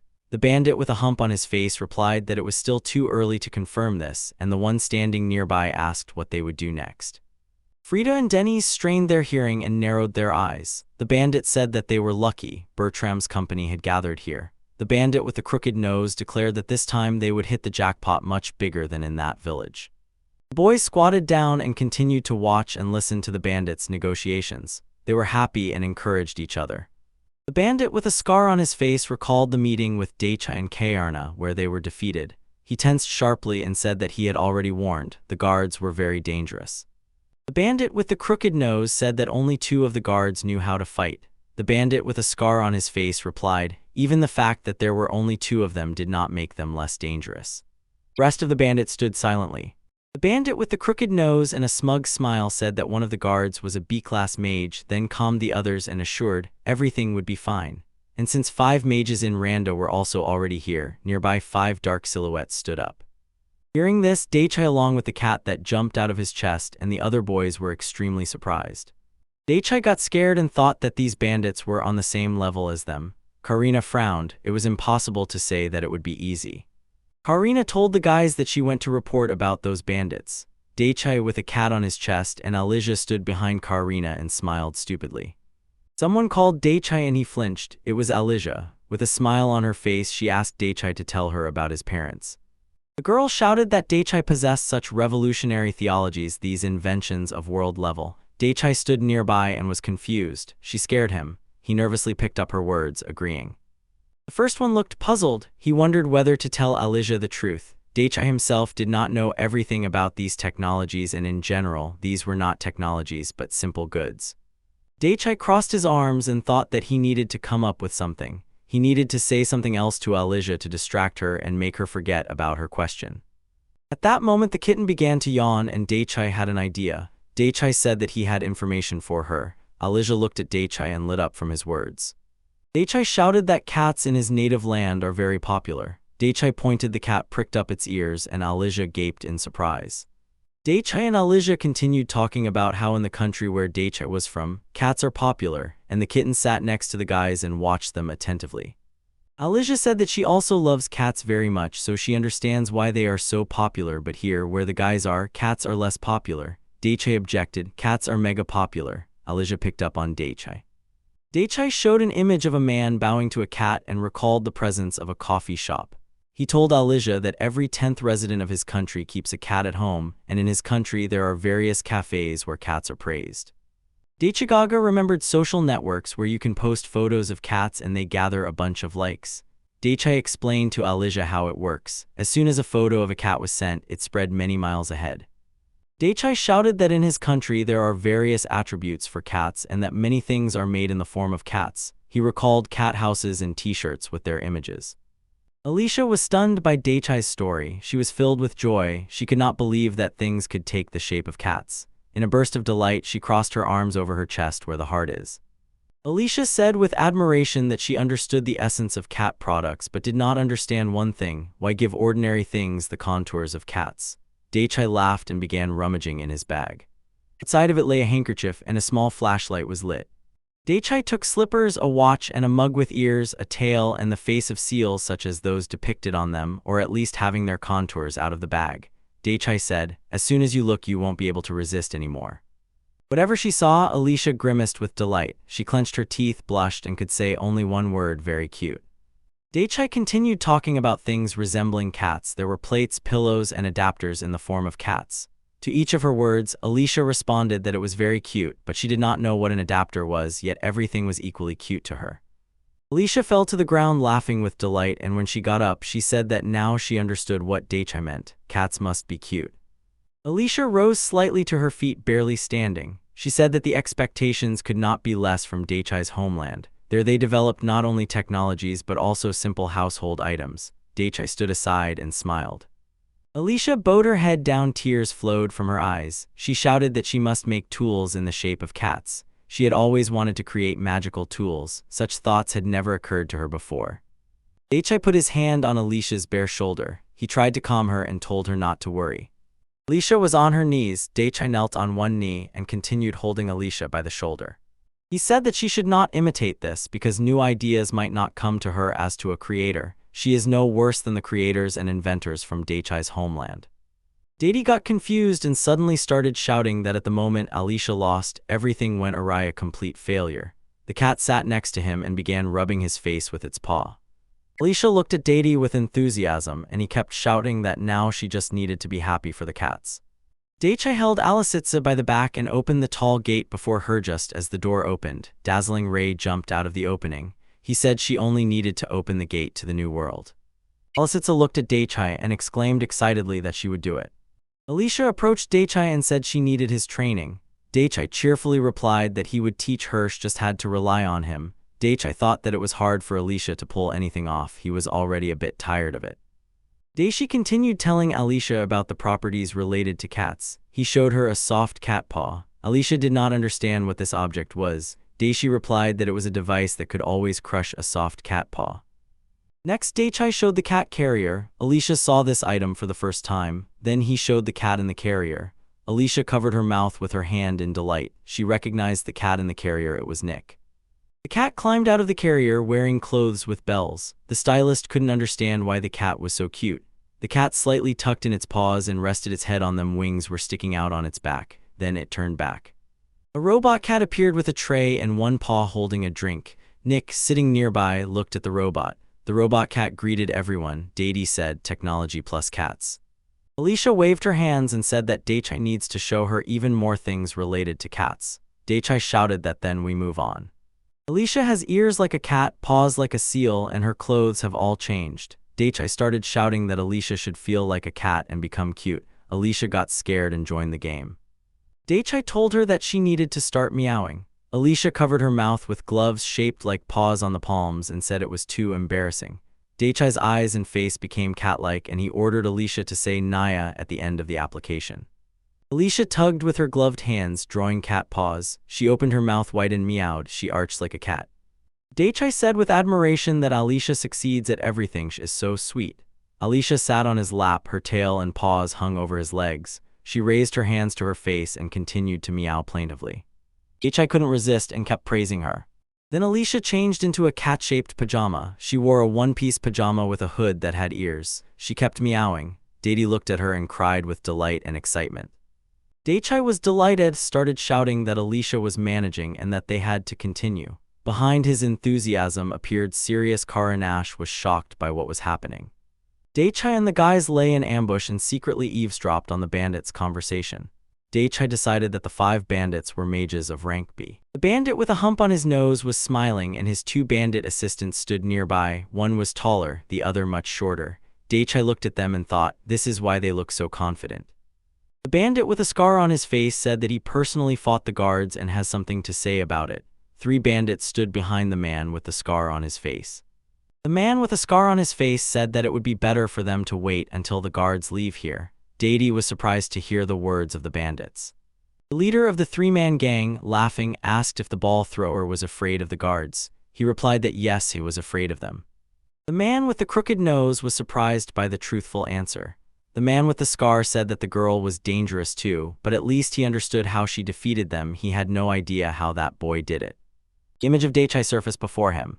The man with the scar frowned and said the only thing he understood was that Daichai had stuck a piece of lead right into his leg. The man with the hooked nose scratched his face and said that it was probably earth magic. The bandit recalled the images of Karin and Deity and said that if it had been a magical projectile, his magical armor would not have allowed it to penetrate. Then he stated that the boy used a completely non-magical spell. One of the bandits began shouting that in that fight 2 of his colleagues had their legs torn off. Those were the hands of that guy. Another man replied that it was their own fault, they lost vigilance. Denny's began to suspect that the robbers who appeared in the village were simply waiting for him to be released next to them, and he began to think about his words. The man with a scar on his face said he was wasting time. He staggered in place, shuffled his feet, and continued insisting that everything must be told to the guys in the village. 3 men turned around and started walking. The last one said that the final decision would be made tomorrow and ordered the other bandits to pray for the raid to be cancelled. The man agreed, and then I heard a noise. He turned around. Karina told the guys that they had to go. The tree crowns the trees were planted, and then a gorge and a cliff appeared. The ravine was full of bandits. They surrounded a pile of barrels, stacking them near one of the walls. All the bandits together looked at the same point. Between them stood a cat of human height, apparently one-armed. The man with the crooked nose said that Aline and his team took the task too lightly. They fought with a girl from the guard and some guy who defeated them. One man from the crowd asked if he was sure that one of the guards was a mage of rank B. It was a sturdy blonde man with a small beard. He crossed his arms and waited for an answer to his question. The man replied that there was only one mage there, and it was a girl with a Guild of Mages badge. Another dark-haired man asked if the guy they met was definitely stronger than the mage in rank. The man with the hooked nose said that Elaine also noticed the guy, and it seemed to him that the guy was much stronger than he might appear. The men exchanged glances and moved on to discuss their further actions. The hooded man said that if these guys were from Bertram's company, they would have caused them a lot of trouble. 3 men stand in silence and think about what is happening. A circle of bandits stood and listened to the negotiations. One of them said that they were enough to break these guys. Other men started talking and began to doubt their own strength. They were afraid that the guys were mages. And in the ranks, a dark-haired man with a beard said, "Don't forget about yourselves and make it clear to others that you will press on." The blonde man with a beard barked for everyone to be silent. The man with dark hair and the man with a scar turned towards this shout. Behind all the men sat a young boy. He spoke with a cheerful smile, as if the guards moving out did not mean that Bertram's company would lend them a hand. The man winked at one of them, the blonde with a beard. He asked everyone to be quiet, and he said that this boy had already managed to prepare a trap for them. The boy's name was Pete. He sat on the floor, leaning against one of the barrels. He said that the leader of Bertram's company was setting out with the caravan. Pete suggested setting traps in advance together with the vigilantes and entrusted them to lead the way there. The blonde crossed his arms and said that the Avengers were guarding the north gates and Bertram's caravan had stopped at the south gates. The other men stood silently and listened. The man with the hooked nose said that everything was fine. That was exactly what Alan had told them. Pete introduced the attackers and, smiling, declared, if they go to attack from North Gate, Bertram's company will rush to help them. The men discussed what to do next. They wanted to take everything they could until reinforcements arrived, or clear the matter with the vigilantes because there would be almost nothing valuable there. Pete looked at them in surprise. The men began to negotiate that in this village, unlike before, there were plenty of young girls and they could have fun with them. The murmur of conversations did not subside. The blonde was serious. He thought that nothing would come of it between them. The blonde man sank into thought. He considered that the plan was not perfect. It had too many nuances. He pondered the obstacles that might arise and sought solutions. The men continued to raise a commotion. Their thoughts revolved around the attack on Bertram's company and the riches hidden in their wagons. The dark-haired man with a beard growled that under no circumstances would reinforcements for Bertram's company happen. They were too strong. The bandits, hearing these words, settled down and fell silent, lost in thought. Pete wiped his chin with his finger and said that a mage of rank could become a big problem for them. The blonde asked Pete what he thought about the whole situation. Pete recalled Alan's face and said that Alan was too scared, so his opinion shouldn't be listened to. Pete stood up and spread his arms. He said that any fighter from Bertram's team is a great opponent, so they need to reduce damage and avoid direct confrontation with them. Pete's lips barely parted. He stuck out his tongue, put his hand to his chin, and said that they need to organize a surprise attack. The blonde man looked at Pete in amazement and asked how Pete was going to pull this off. Pete continued standing with his arms spread to the sides. All the bandits also stood up and looked at him. He clasped his hands, a wide smile flashed on his face, and he declared that they would easily defeat the Northgate warriors. The bandits looked at each other and giggled with joy. Pete narrowed his eyes and continued insisting that they could defeat the guards if they went into Ram. Pete introduced the little men he had drawn and said that if the guards focused on defense, they would quickly defeat them. Pete said that if the Avengers only defended, they could simply start robbing the village. The bandits raised their fists and weapons, rejoicing in the coming victory. Pete closed his eyes and smiled. He decided that the opponent would behave in a way that would be advantageous to him. Pete stood with his arms spread to the sides. He said that the guards are not fools. Most likely they will gather all the residents together to protect them. At least that's what it's for. They can be brought to the center of the village. The man with curly hair said that if the exiled guards were removed, people from Bertram's company would come to their place and stay in the village itself. The man hooded and the man with a scar on his face looked at him and listened. The man with curly hair, smiling, said that in this case the foolish street Avengers would disperse and weaken their forces. Pete grimaced upon hearing this and thought that the only fool here was this curly-haired man. Pete turned into a half-box and said that the fugitives' focus would be on defense. Pete looked at the blonde man, standing with his arms crossed over his chest, and said that they needed to buy time before Bertram's company came to help. The man with curly hair was worried about what was holding them back. To move to the village immediately, he wants to rob empty houses until help arrives, and then leave the village right away. The man with curly hair frowned and declared that he did not believe Pete's words. Bertram's company would not arrive before they managed to leave the village. He thought that only a fool obsessed with robbery could not get out of the village in time. The man with curly hair crossed his arms over his chest and shouted loudly at me that they were not fools and would manage to get out. The bandit standing behind him nodded mockingly. Pete pressed his face with his palms and lowered his head. He was boiling with indignation and could not understand why he was surrounded by such fools. The man with curly hair calculated everything in his head and said, "While Bertram's company sends reinforcements, they will have time to escape from the village with the loot." Pete showed the empty houses of the villagers and said that if the village was evacuated, there would be no money or supplies left in their houses. It would be a waste of time, and they would be left with nothing. The man with curly hair turned to the man in the hood and asked if it would not be easier to simply attack Bertram's company's caravan. The man in the hood was picking his nose and listening to the bandits' reasoning. Pete closed his eyes and suddenly he was enlightened. Pete began waving his hands and said that if they attacked Bertram's company, they would face them face to face, and they should avoid this at first because they were much stronger than ordinary guards. The man with curly hair stood in front of Pete and said that in this case they could not go to Ram, they might suddenly go on the attack. Pete clenched his teeth, his lips twitched. Then Pete smiled and clasped his hands. He said that they all think alike. The man with curly hair was embarrassed and agreed with Pete. Pete rushed past the man with curly hair and already started on the rest of the bandits. This meant that part of their forces the company would leave in the south, and another part would send to the center of the village as partisans. Bandits listened carefully to Pete. Pete explained the attack plan to the others. He showed drawn men. In the north, the bandits attacked the guards. In the south was Bertram's company, and in the center, men from the company, part of the partisans, moved north to help the guards. Pete smiled and raised one finger. He said that as soon as they get rid of the exiled guards, the villagers will lose faith in salvation, and then they will have to deal only with Bertram's company. Pete began pacing back and forth and insisted that even before the knights manage to come to the guards' aid, they will be able to catch Bertram's company by surprise and rob it. The bandits showed carts with wealth left without guards. Two bandits said that if they attack Bertram's company, the residents will have time to flee and hide. The second replied, "Most likely the residents will hide in the carts themselves." The bandits continued negotiating and agreed on the action plan. The blonde man looked at them and said that the attack on the guards is a fake plan, and Pete intended to inform them about it. Pete raised his hands up, his face lit up with happiness, and said that the blonde is right. As soon as the bandits heard Pete's words, they became anxious and looked at him angrily. Pete's face changed, a sinister smile appeared on it. He said that now he would tell the real plan that they would follow. The bandits were scared. The blonde smirked boldly. They waited for Pete's plan. At that very moment, somewhere in one of the village houses, a fist hit the table with a bang. An old man shouted fiercely, and two men were frightened as soon as they heard it.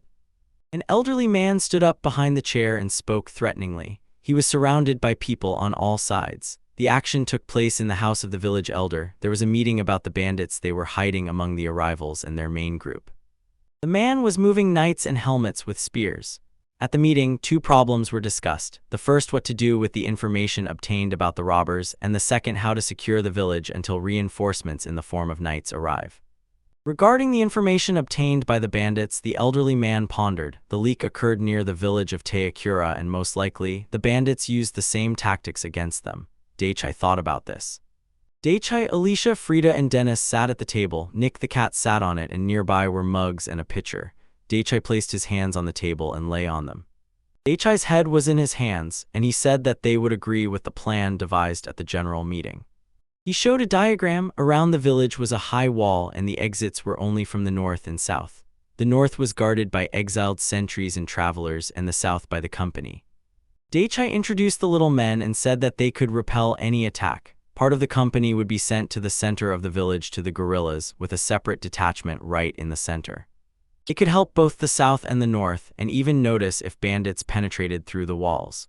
Daichai added that they would evacuate civilians from the north and south to minimize possible losses. People would be hidden in shelters. Daichai intends to propose this plan to Bertram's company. Daichai recalled the stern face of the elderly man, and the bandits, pretending to be travelers, would stand guard together with the northern gate sentries.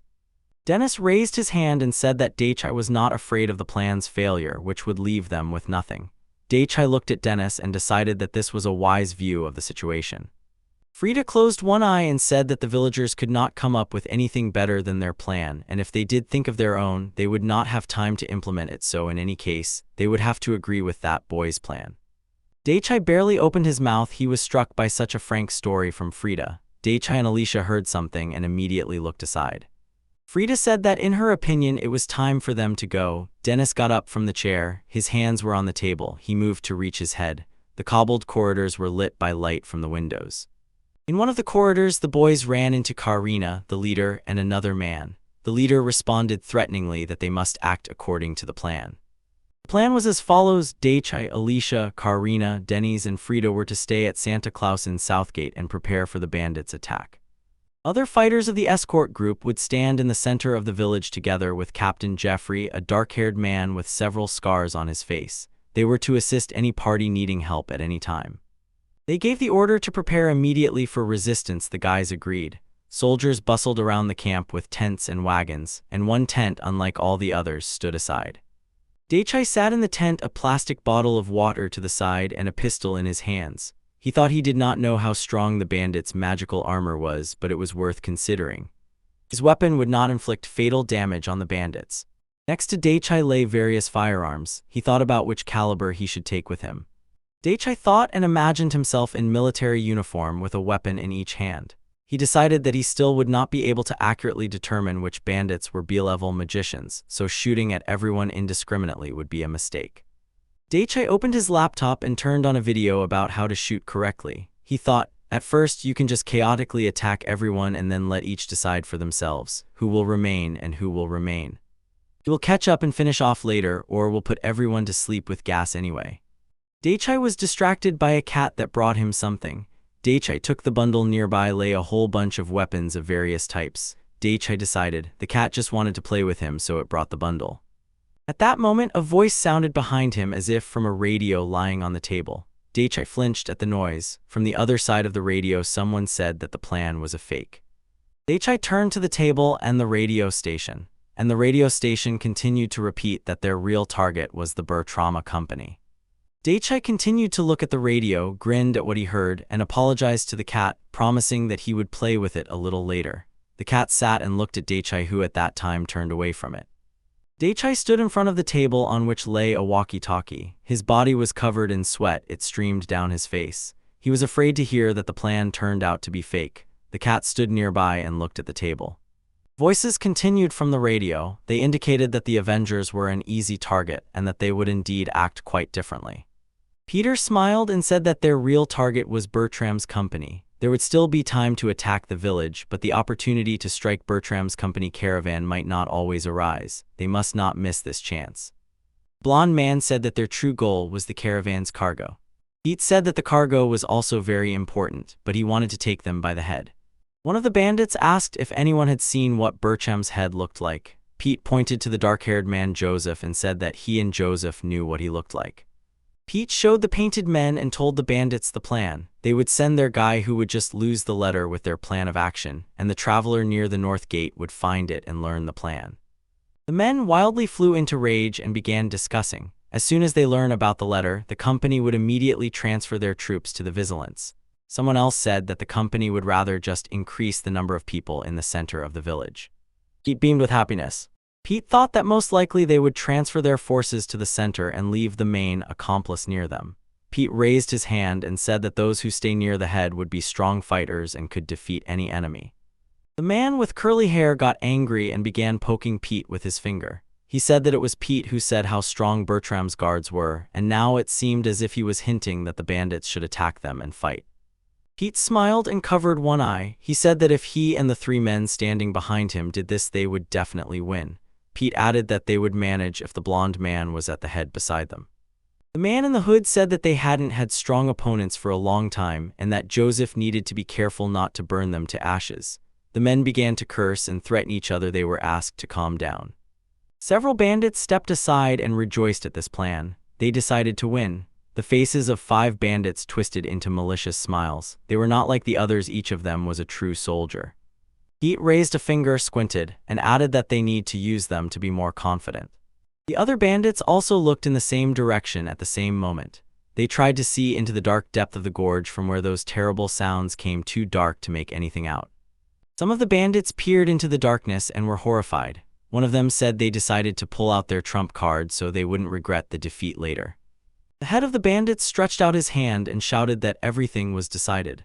Alien and his people are already experiencing that tomorrow night they will attack Northgate. He ordered me to write and send a fake letter.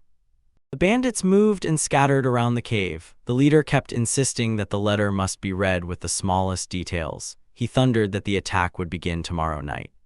Daichai crouched down, holding his chin with one hand and attentively, focusedly listening to the conversations on the radio. The bandit insisted that, as Pete said, they would carry out the attack that night. The bandits were in a hurry to gather quickly. Someone asked Daichai if they could enter his tent. Daichai flinched from surprise. It was Karina. She said that Captain Jeffrey intercepted information about the bandits' plan and the leader wants to discuss it with Daichai as soon as possible. Daichai replied that he would come soon and hid the phone in his pocket. Near the leader's tent, a torch was burning and the bandits' letter was spread out inside the tent.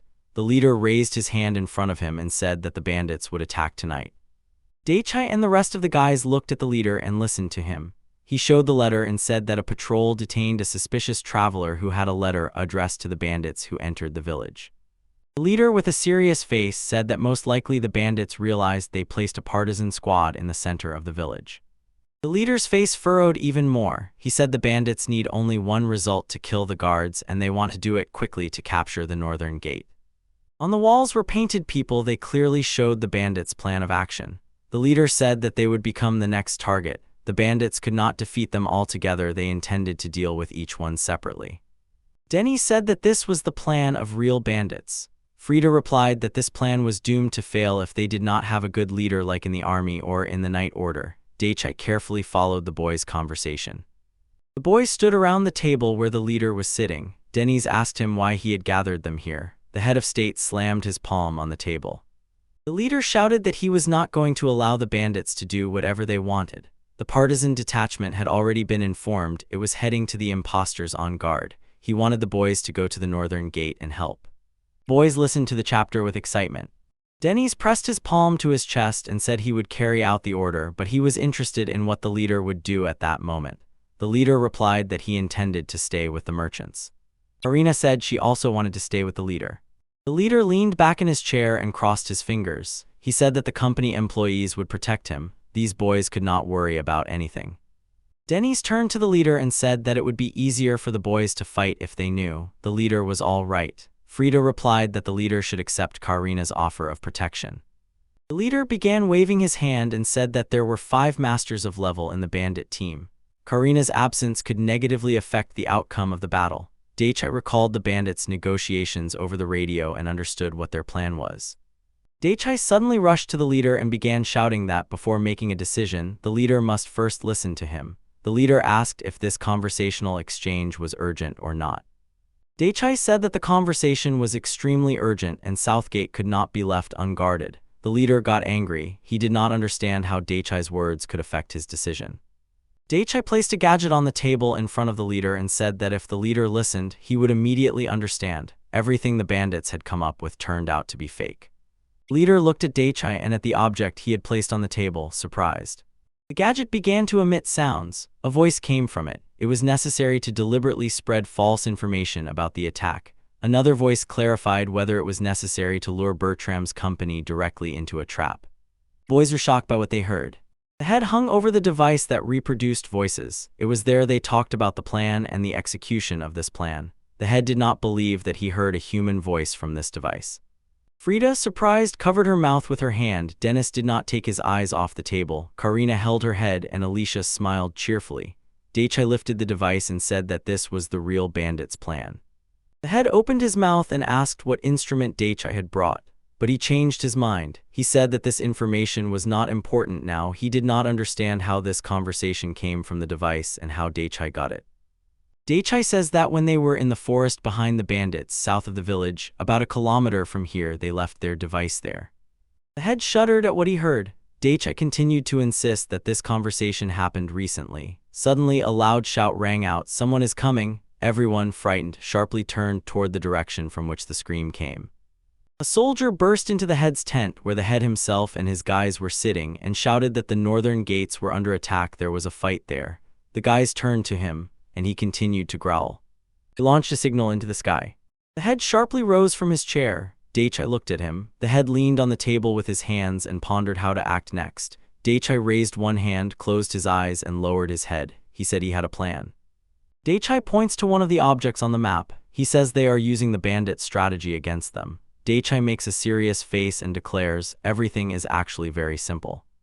Daichai vividly laid out his plan in the form of figures drawn by a person. He said that the bandits would come from the south, the guys would flank them and set a trap on the road between the southern forest and the gate. Daichai pointed to the map. The guys closely followed his movements. He told them that everything would turn out as it should and let the robbers believe everything is going according to their plan. Daichai continued speaking and introduced these little men. He said that the guys needed to make the bandits believe that all southern forces had been transferred to the northern gate. Daichai further said that he, Karina, Frid, Denaya, and Alicia would actually stay with the caravan, and the disguised civilians would go north. Then the leader will stand in the square as if he alone is keeping watch by the gate. He will be a lure for the robbers. After that, the boys will go around the robbers from the other side and suddenly the boys will rush to attack those robbers whom no one expected. Daichai cheerfully declared that even if their sudden attack didn't work, they would still be able to buy time for the headclaws to reach the center of the village. Karina got angry and slapped the table, saying it was very dangerous. Daichai calmly replied that the bandits would attack any moment. There was no time to discuss the risk. Kaina said that the bandits were heading for the southern gate and suggested simply leading everyone back. Dennis crossed his arms and said it wouldn't work. Frida thoughtfully placed her hand on her chin and said the bandits would arrive before help came. The boys decided they could meet the bandits in the center of the village to buy time until the squad arrived from the north. Karina said, if the vigilantes hold the northern gates, the company forces will be strong and they can defeat everyone. Karina raised both hands up and joyfully asked if she was right, wasn't she? Dennis opened his mouth and said, if they only had to worry about the fight, then Karina would be right. Frida stood next to Dennis and they looked at Karina. Headclaws frowned and listened to the boys. Frida said that, in her opinion, the head would not approve Karina's plan. Daichi closed his eyes, lowered his head, and crossed his arms. He said that if they gathered all the bandits in the center of the village, their real goal was to kidnap Klaus's head. Karina was surprised by this, and Daichi reminded her about the civilians from the south who had not yet been evacuated. The atmosphere around Karina changed. It became oppressive. Karina stood, clenching her fists, and lowered her head. Daichi turned around and looked at Karina. The man stood before Klaus's head and had no idea what the chances were that they would manage to defeat the robbers. Daichi broke the silence and said that he had a secret weapon. The clan leader glared fiercely at the boys. He clasped his fingers and held them in front of his face. He stated that the special weapon Daichi is capable of defeating 60 bandits, including 5 rank mages. The head wondered whether Daichi is skilled in mass destruction magic or he is skilled in a magical instrument with the same functions. Daichi thought, pursed his lips, and said that he might be able to pull the bandits out of the state without killing them. The guys who surrounded him were shocked by what they heard. The initiated Klaus did not understand how this was even possible. Karina hit the table with her fist, growled, pointed at Daichi, and tore him apart as if he was no match for the bandits, implying that Daichi should stop behaving so frivolously. Dennis's hand appeared in front of Karina. He was trying to stop her. Dennis pushed Karina back and stood in front of her. Karina did not understand what was happening. Dennis began to say something that no one could just believe that Daichi could handle the bandits from the 60s. Dennis frowned and said that it sounded even more incredible how the robbers managed to stay alive after that. The leader pointed his finger and said that he agreed with Dennis. He wanted to know how Daichi planned to pull off his plan. The leader was waiting for an explanation from Daichi. Daichi reached into his bag and said that he did not really want to show the secret weapon prematurely. He pulled an item out of the bag, brought it closer to his face, and declared that without it, it would not work, so he would explain everything to them now. Daichi showed the secret weapon. There was no one around. He had only a scarf tied on his head. Several torches were burning and another scarf lay nearby. The village was quiet. The river flowed behind a stone fence. There was a bridge on it. Nearby was a house and beyond stretched fields. Daichi and the rest of the guys stood outside and waited. Daichi looked at Alicia. By the leader's decision, she was suspended for the operation that was about to begin. Alicia objected to the leader's decision and stated that, in her opinion, it was more practical to use offensive magic outside the village, after which leader Klaus retracted his words. Daichi looked aside and thought that, in his opinion, Alicia specialized in long-range spells. Karina told Daichi that he was absolutely sure the plan would go smoothly. Daichi turned his head to Karina. Daichi turned around and said that he had not fully convinced them, but if the leader decided that his plan was too dangerous, the guys could leave Daichi and he would finish everything alone. If the plan failed, Daichi would launch a massive rifle attack. Alicia appeared behind Daichi and scared him. She smiled as if, in case of failure, she would support him and also add fire magic. The street was quiet and Karina's screams echoed. She said she would not allow them to leave alone. Daichi replied that yes, but if he were not here, they would not be able to carry out the second part of the plan.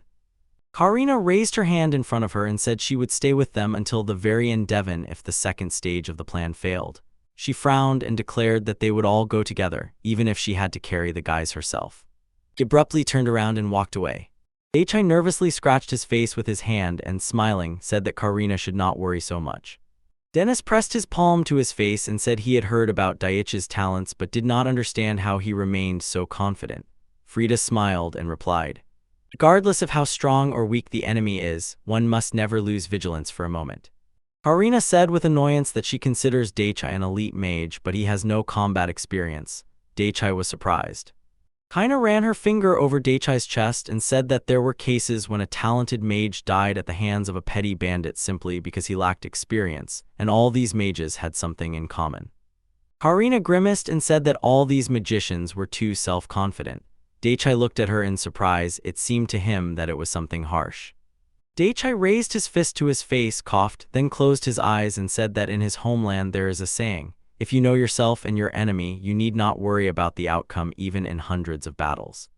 Karina gawked. She was amazed. She did not understand what this phrase meant. Alicia stood behind Karina and smiled. Daichi turned away from Karina and said that if you know both your own capabilities and those of your enemy, then even in hundreds of battles victory will be yours. That is exactly what this proverb means. Alicia watched with admiration as Daichi demonstrated erudition. Karina stood behind and said she understood the general meaning of this expression. Daichai raised his hand and said that they knew the enemy's plan and that was their main advantage. They used their plan against them. Karina objected. She understood him, but he was still careless. The guys were talking among themselves. Daichai spread his hands to the sides and decided that the guys did not believe him. It seemed to him, in their eyes, he was a naive boy who might be inexperienced but had enough knowledge. Daichai noticed that he had read a lot of different literature, including historical, so his knowledge of military strategy was much broader than that of an ordinary student. Daichai kept thinking that this was his first battle, but there was no fear in him. He was itching to test his knowledge in practice. Daichai was seriously focused and thought soberly. He was truly capable of thinking adequately. Alicia shuddered. He was impressed that they had already come this far.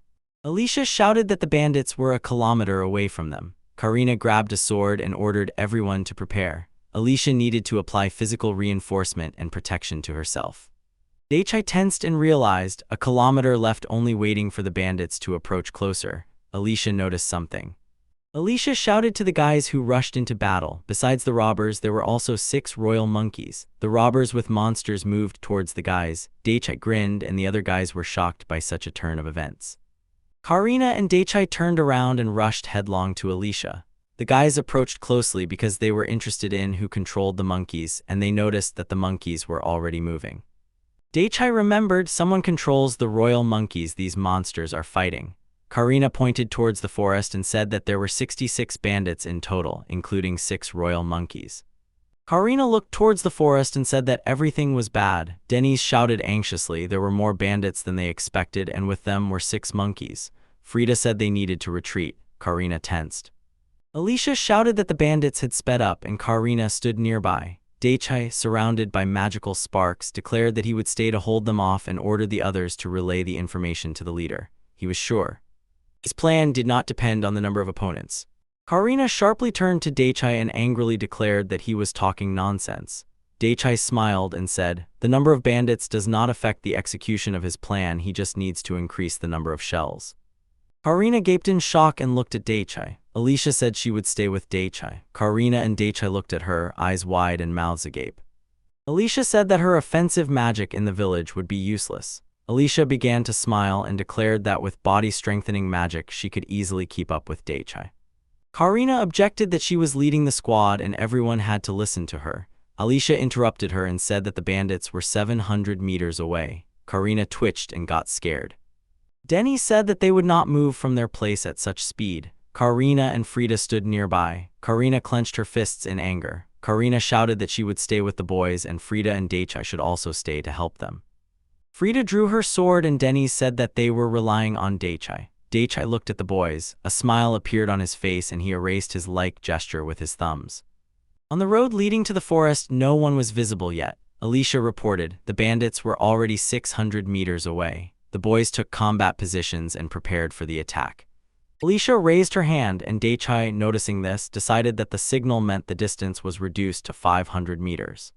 All the boys looked at Alicia's hand. Alicia bent one finger for remained. Daichai stroked the cat peeking out from his chest. On Alicia's hand were 3 extended fingers, then 2 more extended fingers. The bandits were already visible in the field. They were approaching the boys. As they got closer, their faces became clearer. Daichai clenched his teeth and thought, at 200 meters their faces should already be visible. He wondered if he would have time to draw his weapon if the decontamination plan did not work. Only 1 finger remained extended on Alicia's hand. The bandits' charcoal was already within reach. Each of the boys closed their eyes and covered their ears with their palms. Daichai spread his arms and activated his power. Grenades rained down from the sky. All the bandits looked together at the grenades falling on them. They were shocked by what they saw. Stunning grenades rained from the sky, momentarily disabling the enemy. A bright flash illuminated the bandits. A man with curly hair along with the rest of the bandits was covered by the effect of this grenade. They were illuminated by the brightest flash of light. Daichai turned away from the flash. His eyes and ears were closed. After the explosion, he opened his eyes slightly and immediately got up to check if it had worked or not. The bandits held their eyes confused. Some stood motionless, some lay on the ground. They tried to regain consciousness. The royal monkeys also lay on the ground. Daichai looked at the bandits and began to smile. Karina stood there. Her eyes and ears were closed. Daichai touched her back and showed that she could already look around. The sky sparkled with bullets and rotating lights of bandits lay on the ground. Dennis looked at what was happening and froze in fear, did not understand what exactly had happened. Frida looked into the field and wondered if bandits were lying there. Karina looked at Daichai and asked who he was. Daichai looked at Karina and froze in place. Daichai spread his arms and said it was time to capture the bandits. Daichai and the guys moved toward where the bandits were crowding. Karina watched Daichai and looked at him intently. Daichai thought that the boys still needed time to get used to what was happening. Daichai presented his equipment and decided, it is necessary to somehow cut the gang's field of view, it is necessary to use the network. He began to use magic and said that it would be necessary to act safely.